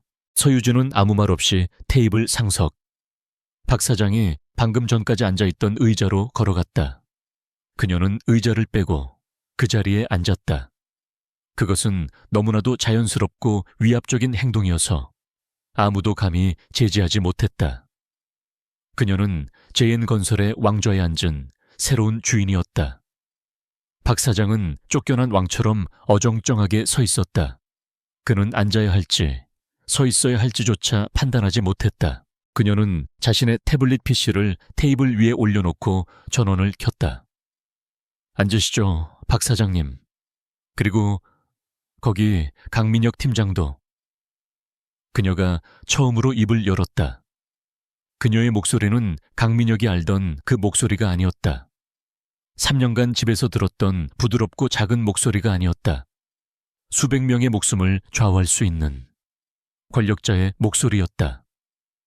강민혁은 그녀가 자신의 이름을 부르자 온몸이 마비되는 것 같았다. 유진은 회의실에 모인 겁에 질린 얼굴들을 둘러보았다. 오늘 우리는 JN건설의 구조조정을 논의하기 위해 이 자리에 모였습니다. 그녀가 구조조정이라는 단어를 발음했지만 그 단어는 해체나 청산처럼 들렸다. 그녀는 김 비서에게 눈짓했다. 김 비서는 준비해온 두꺼운 서류 뭉치를 임원들에게 하나씩 나누어 주기 시작했다. 서류가 테이블 위에 떨어지는 툭툭 소리가 회의실을 울렸다. 강민혁은 떨리는 손으로 서류를 받아들었다. 첫 장에는 JN건설 부실자산 실사 및 청산 계획안이라고 적혀 있었다. 이것은 협상이 아니었다. 이것은 사형 선고였다. 그는 고개를 들어 유진을 바라보았다. 그녀는 어떻게 저렇게 태어날 수 있을까? 3년을 함께 산 남자와 그의 직장을 지옥으로 몰아넣으면서 어떻게 저렇게 무표정할 수 있을까? 하지만 논의에 앞서 유진이 말을 이었다. 그녀는 태블릿 화면에서 눈을 떼지 않은 채 말했다. 이 회사가 왜 이 지경까지 왔는지 그 원인부터 명확히 짚고 넘어가야겠습니다. J&E 건설의 부실 경영과 몇몇 임원들의 도덕적 해이에 대해서 말이죠. 그녀의 시선은 박 사장을 지나 정확히 강민혁에게 다시 한번 꽂혔다. 그 시선은 너는 끝났다고 말하고 있었다. 강민혁은 머릿속이 하얗게 변하는 것을 느꼈다. 서유진. 그녀가 YS그룹의 상속녀였다. 자신이 3년간 고아년이라고 경멸하고 무시했던 아내가 대한민국을 움직이는 거대 재벌의 딸이었다. 그는 자신이 무슨 짓을 했는지 깨닫기 시작했다. 그는 아내를 내쫓은 것이 아니었다. 그는 자신의 목숨 줄을 스스로 끊어버린 것이었다. 그는 신의 분노를 산 필멸자였다. 그가 멍하니 앉아있는 동안 유진의 법무팀은 일사불란하게 움직였다. 그들은 J&E 건설의 모든 장부를 압수하기 시작했고 임원들의 컴퓨터를 봉인했다. 이것은 회의가 아니었다. 이것은 점령이었다. 박 사장님, 이 서류는 A 프로젝트 관련 비자금 내역입니다. 검찰에 넘기기 전에 확인부터 하시죠. YS의 변호사가 얼음장 같은 목소리로 말했다. 박 사장은 그 자리에 주저앉을 뻔했다. 강민혁은 자신이 지난 3년간 서유진에게 했던 모든 모욕적인 말들을 떠올렸다. 너 같은 구와 년이 뭘 알아. 내 존재 자체가 내 수치야. 이 돈 받고 당장 꺼져. 그녀가 묵묵히 참아냈던 그 모든 순간들이 사실은 자신을 향한 경고였음을 깨달았다. 그녀는 참아낸 것이 아니었다. 그녀는 그저 자신의 어리석음을 관찰하고 있었던 것이다. 강민혁 팀장. 유진이 다시 그의 이름을 불렀다. 그는 마치 전기에 감전된 것처럼 움찔했다. 당신은 J&E 건설의 전략기획팀장으로서 이번 사태에 대해 할 말이 많을 것 같군요. 당신의 전략이 무엇이었는지 아주 궁금하거든요. 그녀의 입가에 엷은 그러나 잔인한 미소가 스쳤다. 강민혁은 그 미소를 보는 순간 자신의 지옥이 이제 막 시작되었음을 알았다. 회의실의 침묵은 묘지의 그것과도 같았다. 모든 숨소리가 서유진의 차가운 존재감에 짓눌려 있었다. 그녀는 태블릿 화면을 가볍게 두드렸다. 박 사장님. 그녀의 목소리는 조용했지만 마이크를 켠 듯 회의실 전체에 울렸다. 박 사장은 마치 사형 선고를 기다리는 죄수처럼 움찔하며 고개를 들었다. 그의 눈은 공포로 가득 차 있었다. 네, 이사님. 유진은 스크린에 J&E 건설의 내부 문건 하나를 띄웠다. A 프로젝트의 비자금 조성 내역서였다. 숫자는 소수점까지 정확했다. 이 문건, 나 찍으시죠? A 프로젝트를 진행하면서 총 공사비의 15%, 약 500억 원을 유령회사를 통해 빼돌리셨더군요. 이 자금은 지금 스위스 비밀 계좌에 잠들어 있고요. 그녀의 목소리에는 어떤 감정도 실려 있지 않았다. 박 사장의 얼굴이 백지장처럼 하얘졌다. 그게 무슨, 전 모르는 일입니다. 저건 조작이요. 유진의 입계 처음으로 비웃음이 어렸다. 그 미소는 강민혁의 심장을 얼어붙게 만들었다. YS그룹의 법무팀과 회계팀이 사흘 밤낮으로 검토한 자료입니다. 그리고 이 모든 자료의 원본은 바로 강민혁 팀장이 지난 2년간 집으로 가져왔던 업무 보고서들에서 나왔습니다. 강민혁은 그 말의 망치로 머리를 맞은 듯한 충격을 받았다. 그의 시선이 유진에게 고정되었다. 뭐고?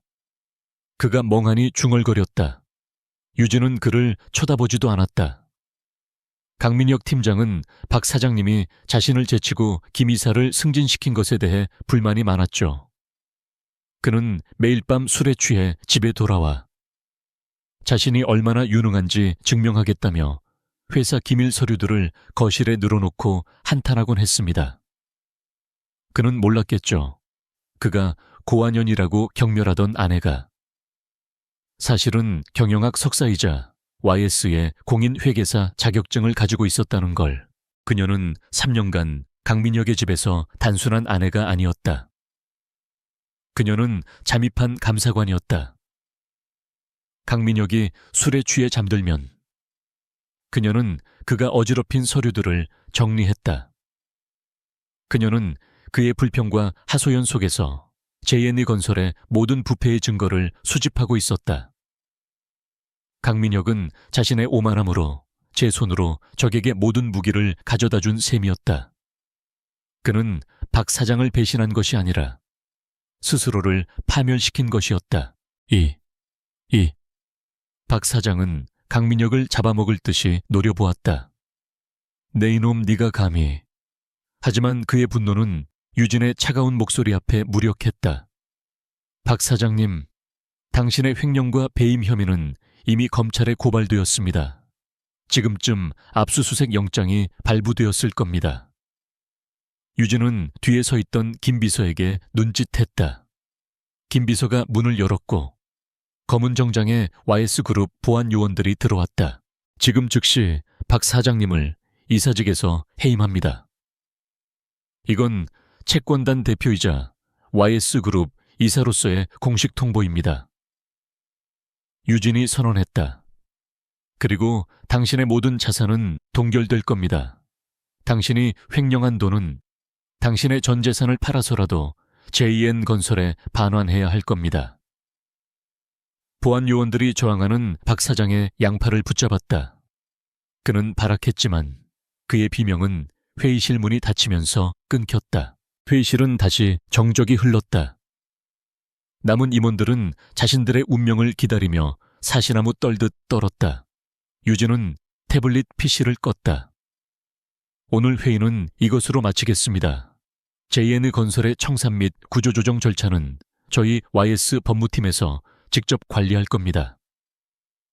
여러분은 각자의 자리에서 대기하십시오. 그녀의 말은 사실상 해고 통보나 다름없었다. 그녀는 자리에서 일어나 회의실을 나가려 했다. 유진아, 강민혁이 절박하게 그녀의 이름을 불렀다. 그는 이성을 잃고 의자에서 일어나 그녀를 향해 달려갔다. 잠깐만, 유진아 제발 내 말 좀 들어줘. 그가 유진의 앞을 막아섰다.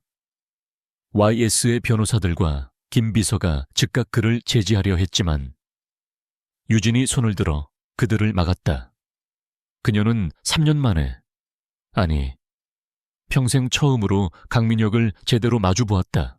할 말 있나요? 강민혁 팀장. 그녀의 목소리는 얼음보다 차가웠다. 그녀는 더 이상 그의 아내가 아니었다.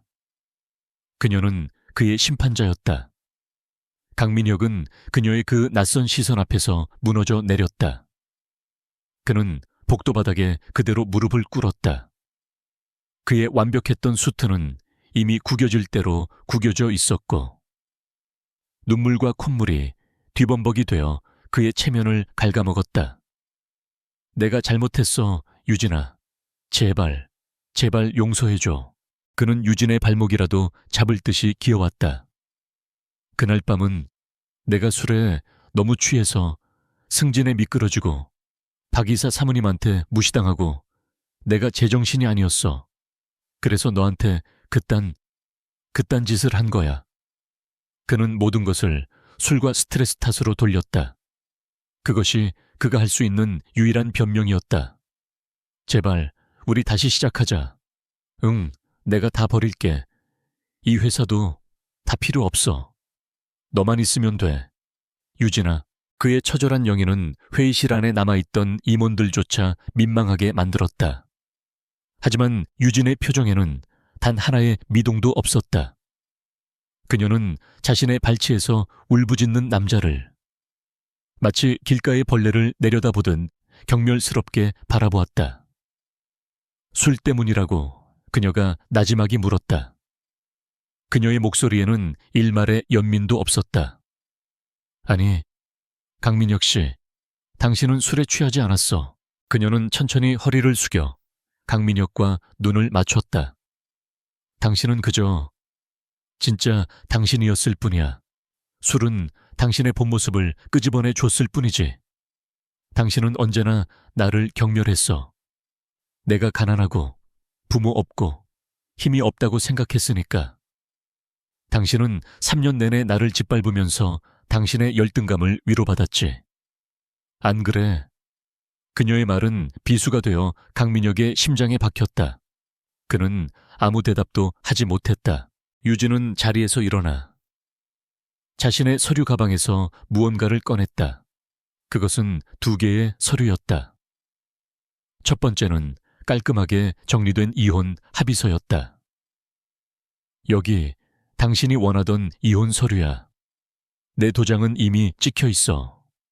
당신은 그저 서명만 하면 돼. 위자료는 필요 없겠지. 그녀는 서류를 그의 얼굴 앞에 흔들었다. 그리고 그녀가 꺼낸 2번째 것. 그것은 며칠 전 그가 유진에게 던졌던, 비에 젖고 구겨졌던 바로 그 흰 봉투였다. 젖었던 자국이 마르면서 더럽게 얼룩져 있었다. 유진은 그 봉투를 강민혁의 무릎 위로 던졌다. 푼돈 몇 장이 그의 수트 위로 흩어졌다. 그리고 이건 당신이 내게 준 자비야. 돌려줄게.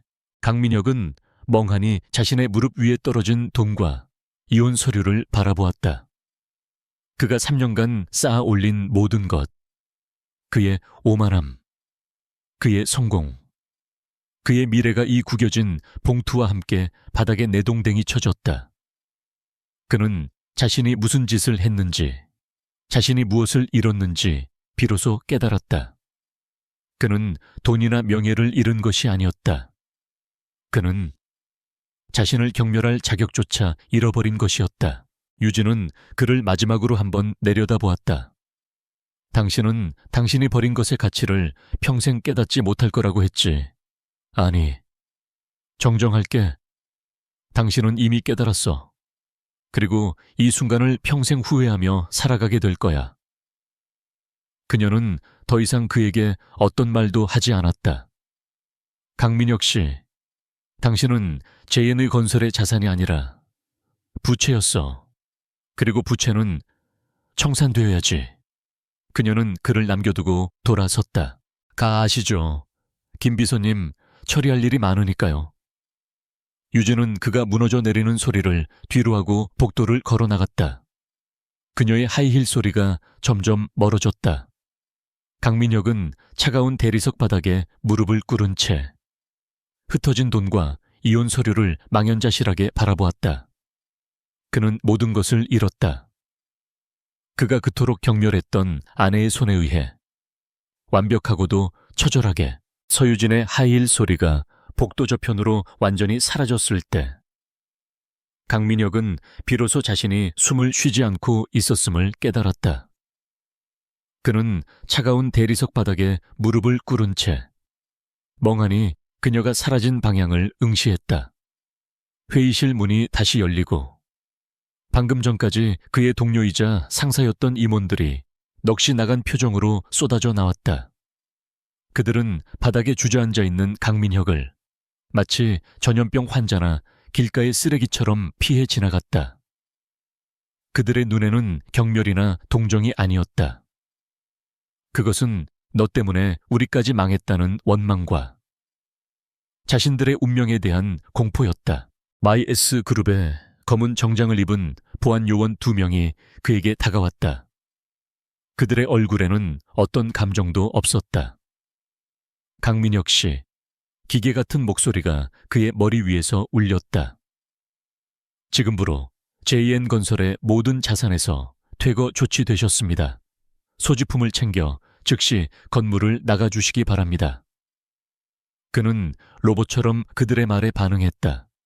그는 비틀거리며 일어섰다. 다리에 힘이 들어가지 않았지만 요원들은 그를 부축해주지 않았다. 그들은 그저 그가 움직이도록 차가운 시선으로 압박할 뿐이었다. 그는 엘리베이터로 향했다. 그는 무의식적으로 임원 전용 엘리베이터의 버튼을 눌렀다. 하지만 그의 손가락은 패널에 인식되지 않았다. 접근 권한이 없습니다. 차가운 기계음이 울렸다. 그는 방금 전까지 자신이 이 건물의 핵심 인력이라고 생각했던 것이 얼마나 오만한 착각이었는지 깨달았다. 그는 요원들의 감시해 직원용 엘리베이터를 타고 23층 자신의 사무실로 향했다. 엘리베이터 안에서 마주친 직원들은 그를 보고 화들짝 놀라며 시선을 피했다. 그들의 수군거림이 그의 등 뒤에 비수처럼 박혔다. 23층 전략기획팀 사무실은 이미 YS그룹의 실사팀에 의해 점령당해 있었다. 모든 컴퓨터는 봉인되었고 서류들은 압수되고 있었다. 박 대리를 비롯한 팀원들은 한쪽 구석에 죄인처럼 모여 서 있었다. 그들은 강민혁이 나타나자 일제히 그를 노려보았다. 박 대리의 눈에는 억울함과 분노가 가득했다. 강 팀장님, 아니, 강민혁 씨, 당신이 어떻게 우리한테 이럴 수 있습니까? 당신이 우리 모두를 배신했어. 박 대리가 울부짖었다. 그는 강민혁이 YS의 스파이라고 오해하고 있었다. 조용히 하십시오. YS의 요원이 박 대리를 제지했다. 강민혁 씨, 챙길 물건만 챙기십시오. 5분 드립니다. 강민혁은 자신의 책상으로 다가갔다. 그가 그토록 자랑스러워했던 명패는 이미 치워져 있었다. 책상 위에는 그의 개인 사진, 필기구 몇 개가 전부였다. 그의 수많은 성과 보고서와 기획안들은 모두 압수물 상자에 담겨 있었다. 그는 이 사무실에서 3년간의 청춘을 바쳤지만 지금 그가 가져갈 수 있는 것은 아무것도 없었다. 그는 떨리는 손으로 책상 서랍을 열었다. 그 안에 비상금으로 넣어두었던 지갑만 겨우 챙겼다. 그는 쫓기듯 사무실을 나와 1층 로비로 향했다. 로비는 이미 YS그룹의 보안 인력에 의해 완벽하게 통제되고 있었다. JN건설의 간판은 가려져 있었고 YS그룹 구조조정본부라는 임시 간판이 걸려 있었다. 그는 회전문을 통과해 밖으로 나왔다. 눈부신 햇살이 그의 충혈된 눈을 찔렀다. 그는 자신이 이 건물에서, 이 세계에서 완전히 추방되었음을 실감했다. 그는 주차장으로 향했다. 자신의 검은색 세단이 필요했다. 하지만 그가 주차장에 도착했을 때 그의 차는 보이지 않았다. 그는 주차 관리인에게 미친 듯이 소리쳤다.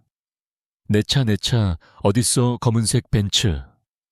주차 관리인은 그를 한심하다는 듯이 바라보며 YS에서 내려온 공문 종이를 흔들었다. 그거 회사 리스 차량이더군요. 오늘 아침부로 계약 해지돼서 YS 쪽에서 견인해 갔습니다. 강민혁의 다리가 풀렸다.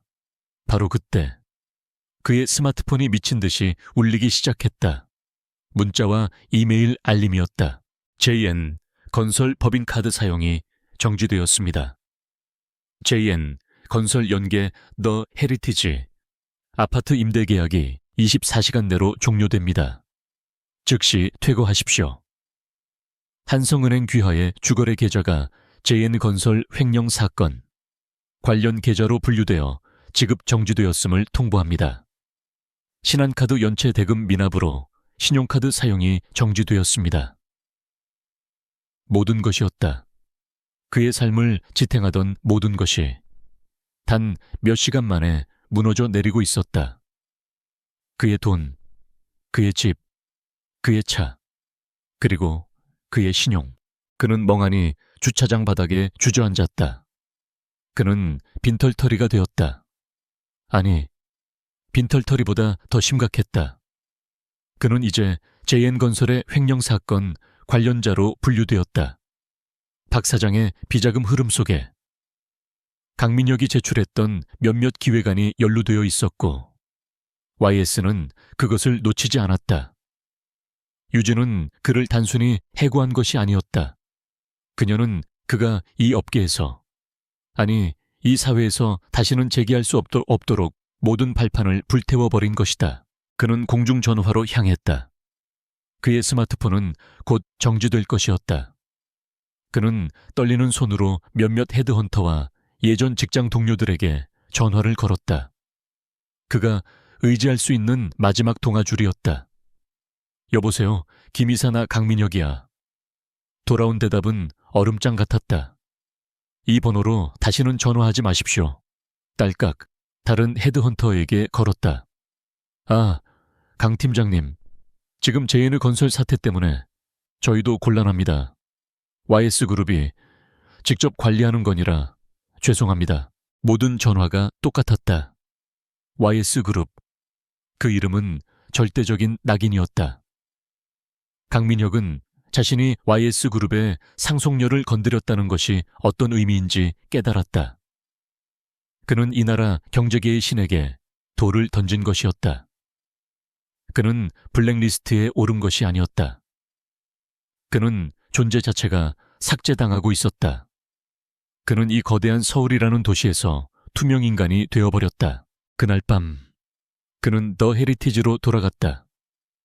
그의 도어락 비밀번호는 이미 작동하지 않았다. YS의 보안 요원들이 문 앞을 지키고 있었다. 그들은 그에게 작은 종이 상자 하나를 건넸다.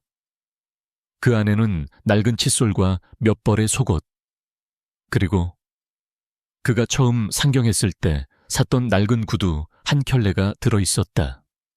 그가 3년간 모은 모든 사치품, 값비싼 시계, 맞춤 수트들은 모두 아파트와 함께 압류되었다. 그는 그 종이 상자를 들고 펜트하우스를 뒤로 한 채 걸어 나왔다. 그는 갈 곳이 없었다. 그는 자신이 이룬 모든 것이 사실은 신기루였음을 깨달았다. 그는 자신의 능력으로 성공했다고 믿었지만 사실 그는 JN 건설이라는 시스템 안의 부품일 뿐이었고 서유진이라는 존재가 묵인해 주었기에 유지되던 삶이었다. 그는 벤치에 앉아 종이 상자를 열었다. 그리고 그 안에서 그가 유진에게 던졌던 그 구겨진 흰 봉투를 발견했다. 그는 봉투를 열었다. 그가 모욕처럼 던졌던 몇 장의 지폐, 유진이 이혼 서류와 함께 돌려준 그것, 이제 이것이 그의 전 재산이었다. 그는 그 돈을 손에 쥐고 미친 사람처럼 웃기 시작했다. 눈물이 그의 웃음과 함께 터져 나왔다. 그는 자신이 얼마나 오만했는지, 자신이 얼마나 어리석었는지 깨달았다. 그는 자신이 경멸했던 그 고아년보다 더 비참하고 더 초라한 존재가 되어버렸다. 그때 그의 눈앞에 있던 거대한 전광판에서 YS그룹의 긴급 뉴스가 흘러나왔다. YS그룹, JN 건설 정격 인수, 서유진, 이사 주도 하회부실 경영 1소. 화면 속 서유진은 완벽한 모습으로 기자들 앞에서 JN 건설의 새로운 비전을 발표하고 있었다. 그녀는 천재적인 경영인, 부패를 척결한 개혁가로 칭송받고 있었다. 강민혁은 그 화면을 보며 자신이 잃어버린 것이 단순히 돈과 명예가 아님을 깨달았다. 그는 자신의 인생 자체를 잃어버린 것이었다. JN 건설의 간판이 내려가는 데는 차에 하루가 걸리지 않았다. 그 거대한 크레인이 한때 강민혁의 오만함을 상징했던 로고를 떼어내는 동안 건물 1층 로비에는 생존한 직원들이 불안에 떨며 모여 있었다. 그들의 얼굴에는 지난 며칠간의 충격과 YS그룹이라는 거대한 이름에 대한 공포가 뒤섞여 있었다. 박 사장은 구속되었고 임원들은 모두 해임되었다. 강민혁은 그 누구도 그의 이름을 입에 올리지 않았지만 그는 이 모든 사태를 촉발한 저주받은 이름처럼 여겨졌다. YS그룹에 로고가 박힌 임시 현판이 걸리고 보안 검색대가 설치되었다. 분위기는 살벌했다. 직원들은 자신들이 해고될 것인지 아니면 YS의 부속품으로 남게 될 것인지조차 알 수 없었다. 그때 정문이 열리고 서유진이 들어섰다. 오늘은 그녀의 뒤에 법무팀이나 김비서만 따르는 것이 아니었다. YS그룹의 구조조정본부, 일명 저승사자라 불리는 TF팀이 그녀의 뒤를 따랐다. 유진은 어제 입었던 네이비색 정장이 아닌 날카로운 흰색 정장을 입고 있었다. 그것은 마치 오염된 환자를 수술하려는 외과의사의 가운처럼 보였다. 그녀는 로비에 모인 수백 명의 직원을 둘러보았지만 그들의 눈을 하나하나 맞추지는 않았다. 그녀는 곧장 임시로 마련된 강단으로 올라갔다. 마이크가 그녀의 앞에 놓였다. 그녀가 입을 열자 로비의 모든 소음이 순간적으로 멎었다. 어제부로 J&E 건설은 역사 속으로 사라졌습니다. 그녀의 목소리는 마이크를 통하지 않아도 될 만큼 차갑고 명료하게 울렸다. 여러분은 파산한 회사의 직원입니다. 하지만 YS그룹은 여러분에게 마지막 기회를 주기로 결정했습니다. 이 자리에 서 있는 여러분은 생존자가 아니라 심판 대상자입니다. 그녀의 말에 로비는 얼어붙었다. 몇몇은 억울하다는 듯 입술을 깨물었다. 지난 3일간 YS 감사팀은 J&E 건설의 모든 인사기록과 업무평가를 재검토했습니다. 우리는 박 사장과 강민혁 전 팀장이 구축한 부패의 고리, 그리고 그들에게 기생하며 무능함을 숨겨온 자들을 모두 파악했습니다. 유진은 뒤에선 TF팀장에게 고개를 끄덕였다.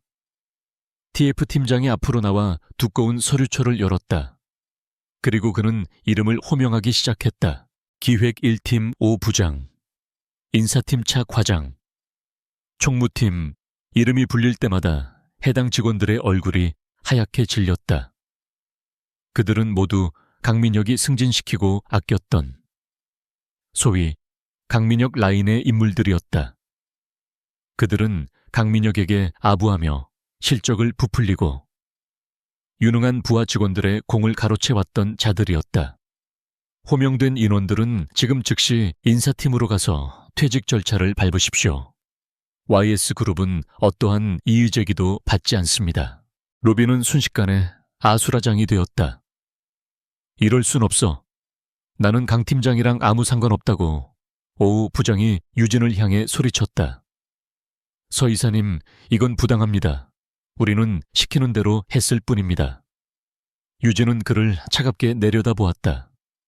부당하다고 당신은 박 대리의 보고서를 묵살하고 그 공을 가로채 강민혁 팀장에게 상납했지.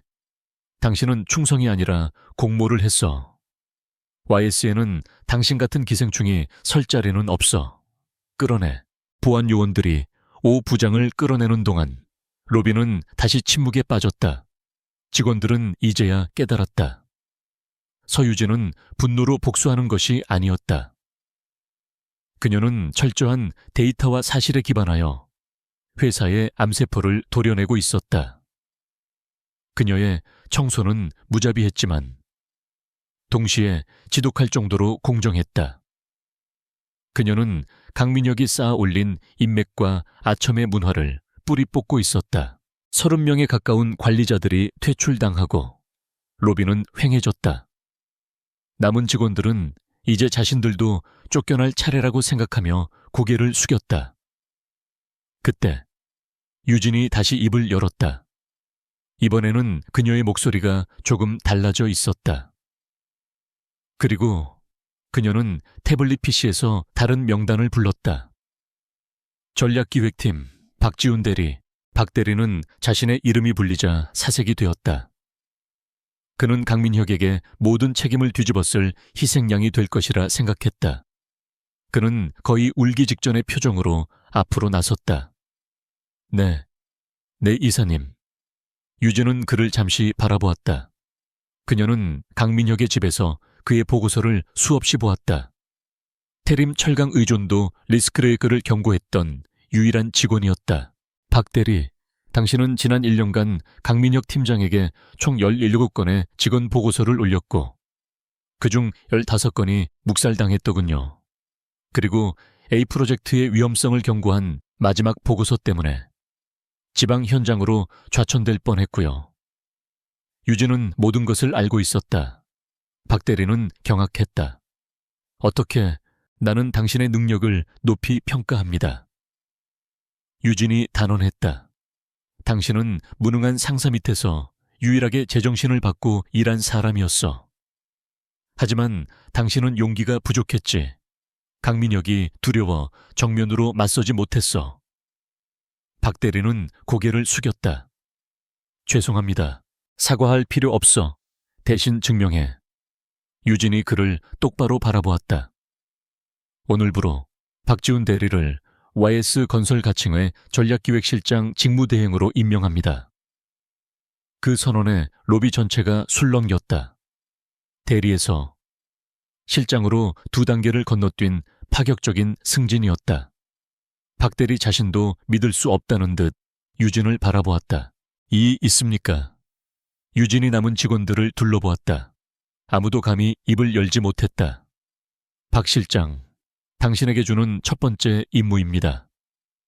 A. 프로젝트를 재개하세요. YS 중공업에서 자재는 무제한으로 공급할 겁니다. 2주 안에 공정률을 정상화시키세요. 당신이 묵살당했던 그 보고서대로 완벽하게. 유진은 그에게 불가능에 가까운 임무를, 그러나 동시에 무한한 권한을 주었다. 박 대리는 떨리는 목소리로 대답했다. 네, 해내겠습니다, 이사님. 그의 눈에는 더 이상 공포가 아닌 뜨거운 무언가가 타오르고 있었다. 유진은 박 대리뿐만 아니라 강민혁의 그늘에 가려져 있던 다른 유능한 실무자들을 호명하며 그들에게 합당한 직책과 권한을 부여했다. 그녀는 제인의 건설의 썩은 머리를 잘라내고 건강한 팔다리를 그 자리에 이식하고 있었다. 마지막으로 유진은 강단을 내려왔다. 그녀는 직원들 사이를 천천히 걸었다. 이곳은 더 이상 인맥과 아첨으로 연명하는 곳이 아닙니다. 이곳은 실력과 결과로만 평가받는 YS의 최전선입니다. 나를 실망시키지 마십시오. 그리고 여러분 자신을 실망시키지 마십시오. 이상. 그녀는 뒤도 돌아보지 않고 로비를 빠져나갔다. 남은 직원들은 한동안 멍하니 서 있다가 이내 박 실장을 중심으로 모여 미친 듯이 움직이기 시작했다. 지옥 같던 회사는 서유진이라는 강력한 지휘자 아래 새로운 생명을 얻고 있었다. 같은 시각 성북동의 송군재. 서태일 회장은 서재에서 김 비서의 보고를 받고 있었다. 김 비서는 방금 전 로비에서 일어난 모든 일을 유진의 말 한마디, 표정 하나까지 놓치지 않고 상세하게 보고했다. 그래서 그 박대리라는 자를 실장으로 앉혔다. 서태일이 흥미롭다는 듯 물었다. 그렇습니다, 회장님. 강민혁이 가장 경멸하고 억압했던 인물이었습니다. 아가씨께서는, 아니, 이사님께서는 강민혁이 무너뜨린 모든 것을 정반대의 방식으로 다시 세우고 계십니다. 공포가 아닌 시스템으로, 인맥이 아닌 능력으로 조직을 장악하셨습니다. 김 비서의 목소리에는 감탄이 묻어 있었다. 서태일은 창밖의 소나무를 바라보며 조용히 웃었다. 그의 웃음소리는 낮고 묵직했다. 무서운 아이야. 내 딸이지만 정말 무서운 아이가 되어 돌아왔어. 그는 3년 전 사랑 때문에 모든 것을 버리겠다던 딸을 떠올렸다. 그때의 유진은 약하고 감정적이었다. 하지만 지금의 유진은 그 자신보다 더 냉철하고 더 치밀하며 더 잔인했다. 회장님, 염려되십니까? 김 비서가 조심스럽게 물었다. 서태일은 고개를 저었다. 염려 아니. YS의 주인은 그래야지. 사자의 심장을 가지되 뱀의 지혜를 가져야 해. 유진이는 그 3년의 굴욕을 자신을 담금질하는 용광로로 삼은 게야. 강민혁이라는 그 어리석은 놈은 자신이 괴물을 깨웠다는 사실조차 모르고 있겠지. 그는 김 비서를 돌아보았다. 유진이가 원하는 모든 것을 지원하게. 그 아이가 JN 건설을 YS의 가장 날카로운 칼로 만들 때까지 우리는 그림자 속에서 지켜보기만 한다. 서태일 회장은 딸의 그 무서운 성장을 YS그룹의 새로운 시대를 여는 신호탄으로 받아들였다. 그는 만족스러웠다. 1, 2년이라는 시간이 흘렀다. 계절이 4번 바뀌는 동안 서울의 스카이라인은 무심한 듯 제자리를 지켰지만 그 안을 채우는 권력의 지도는 완전히 다시 쓰였다. 한때 부패와 무능의 상징이었던 JN건설의 잿더미 위에는 YS ENC Engineering and Construction라는 새로운 깃발이 꽂혔다. 그리고 그 깃발을 꽂은 사람은 서유진이었다. 그녀는 더 이상 회장님의 딸이나 전략기획실 이사가 아니었다. 그녀는 YS ENC의 대표이사, 대한민국 건설업계가 가장 주목하는 젊은 리더였다. 오늘 YS ENC에는 친환경 스마트시티 프로젝트 오로라의 준공식을 거행하고 있었다. 박 사장이 비자금을 조성하려 했던 그 오염된 땅이 이제는 대한민국에서 가장 혁신적인 기술이 집약된 미래 도시로 다시 태어난 것이다. 수백 대의 카메라 플래시가 단상 위에 선 유진을 향해 터졌다. 그녀는 여전히 차가운 무표정이었지만 그녀의 눈은 1년 전의 복수심이 아닌 미래에 대한 확신으로 빛나고 있었다. YS ENC는 과거의 부실을 딛고 투명성과 기술력이라는 2가지 원칙 위에 다시 섰습니다. 그녀의 목소리는 스피커를 통해 광장 전체에 울려 퍼졌다. 그녀의 옆에는 이제 완벽한 실장이 된 박지훈이 든든하게 서 있었고 그 뒤에는 YS가 새롭게 발탁한 젊은 임원들이 자리했다. 강민혁이 만든 낡은 시스템은 완전히 해체되었고 오직 실력만이 유일한 기준이 되는 새로운 문화가 뿌리내렸다. 준공식이 끝나고 유진은 기자들의 질문 세례를 뒤로하고 자신의 차에 올랐다. 김 비서는 여전히 묵묵히 그녀의 운전석 문을 열어주었다. 고생하셨습니다, 대표님. 그의 목소리에는 깊은 존경심이 담겨 있었다. 유진은 피곤한 듯 잠시 눈을 감았다. 김 비서님, 회장님께는 보고 드렸나요? 네, 회장님께서 아주 만족해 하셨습니다. 이제 내 자리를 물려줘도 되겠다고 하셨습니다. 유진은 희미하게 웃었다. 그녀는 아버지의 인정을 받기 위해 이 일을 한 것이 아니었다. 그녀는 증명해야 했다. 회장님께는 내일 직접 찾아뵙겠습니다. 지금은 잠시 들를 곳이 있습니다. 그녀는 김 비서에게 다른 목적지를 말했다. 김 비서는 의아했지만 아무것도 묻지 않고 부드럽게 차를 돌렸다.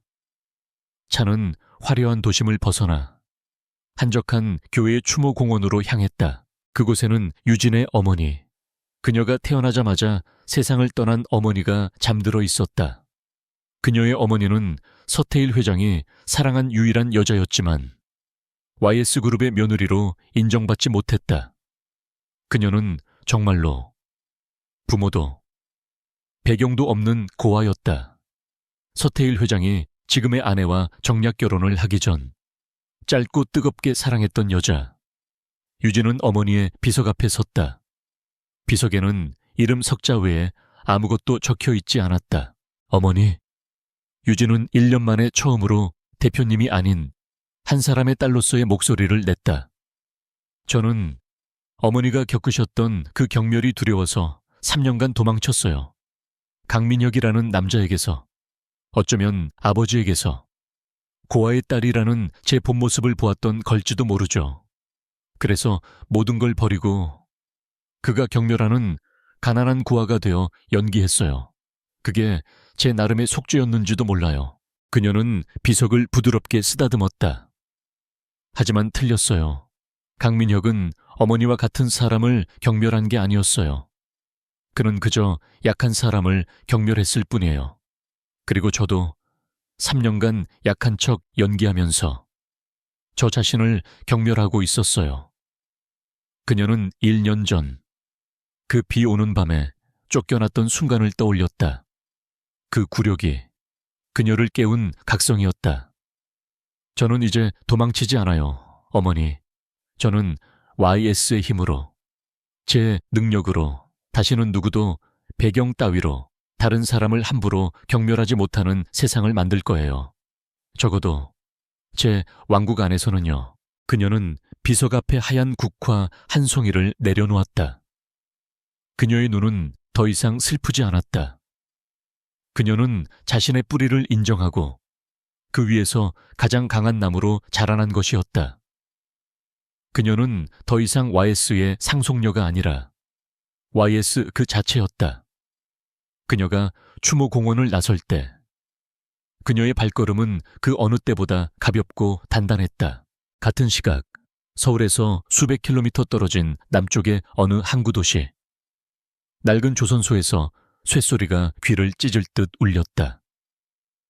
해가 저물기 시작했지만 노동자들은 땀과 기름때에 절어 묵묵히 쇠파이프를 옮기고 있었다. 그들 중 유난히 초췌하고 깡마른 남자가 있었다.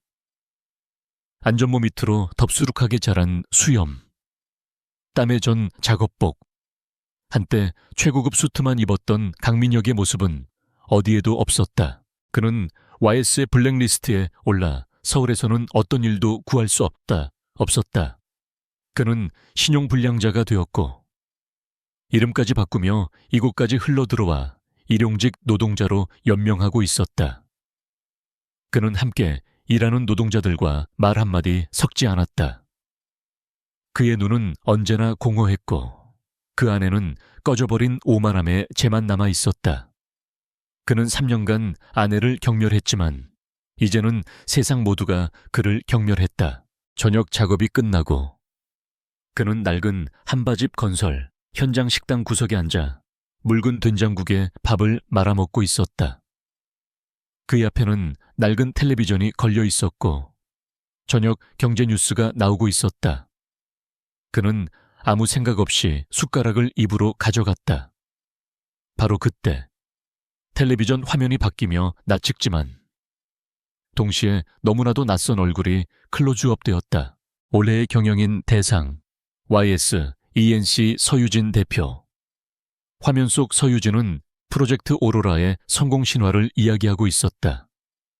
그녀의 목소리는 자신감 넘쳤고 그녀의 제스처는 도시 전체를 움직이는 지휘자 같았다. 그녀는 강민혁이 알던 그 고아년이 아니었다.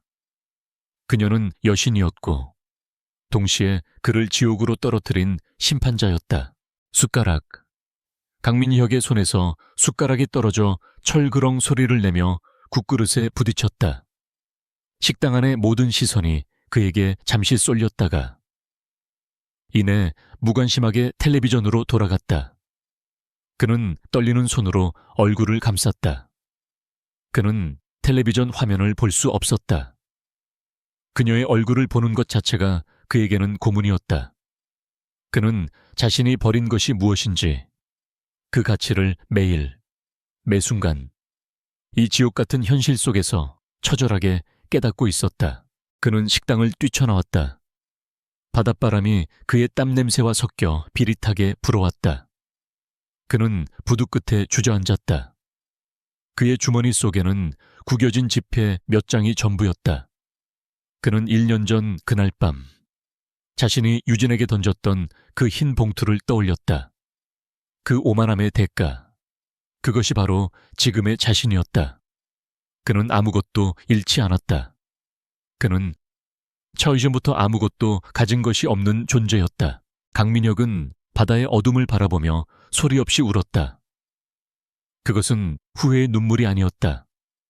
그것은 자신의 어리석음에 대한, 영원히 끝나지 않을 형벌에 대한 절망의 눈물이었다. 그는 평생 이 기억 속에서 서유진이라는 이름의 그늘 밑에서 살아갈 것이다. 다시 서울 YS ENC의 70층 대표이사실. 서유진은 통유리창 앞에 서서 자신이 재건한 도시의 야경을 내려다보고 있었다. 그녀의 책상 위에는 어머니의 낡은 흑백 사진이 놓여 있었다. 그녀는 사진을 집어들었다. 사진 속의 어머니는 유진과 꼭 닮은, 그러나 세상의 때가 묻지 않은 맑은 눈으로 웃고 있었다. 유진은 그 사진을 가슴에 품었다. 그녀는 복수를 끝낸 것이 아니었다. 그녀는 이제 막 자신의 시대를 시작한 것이었다.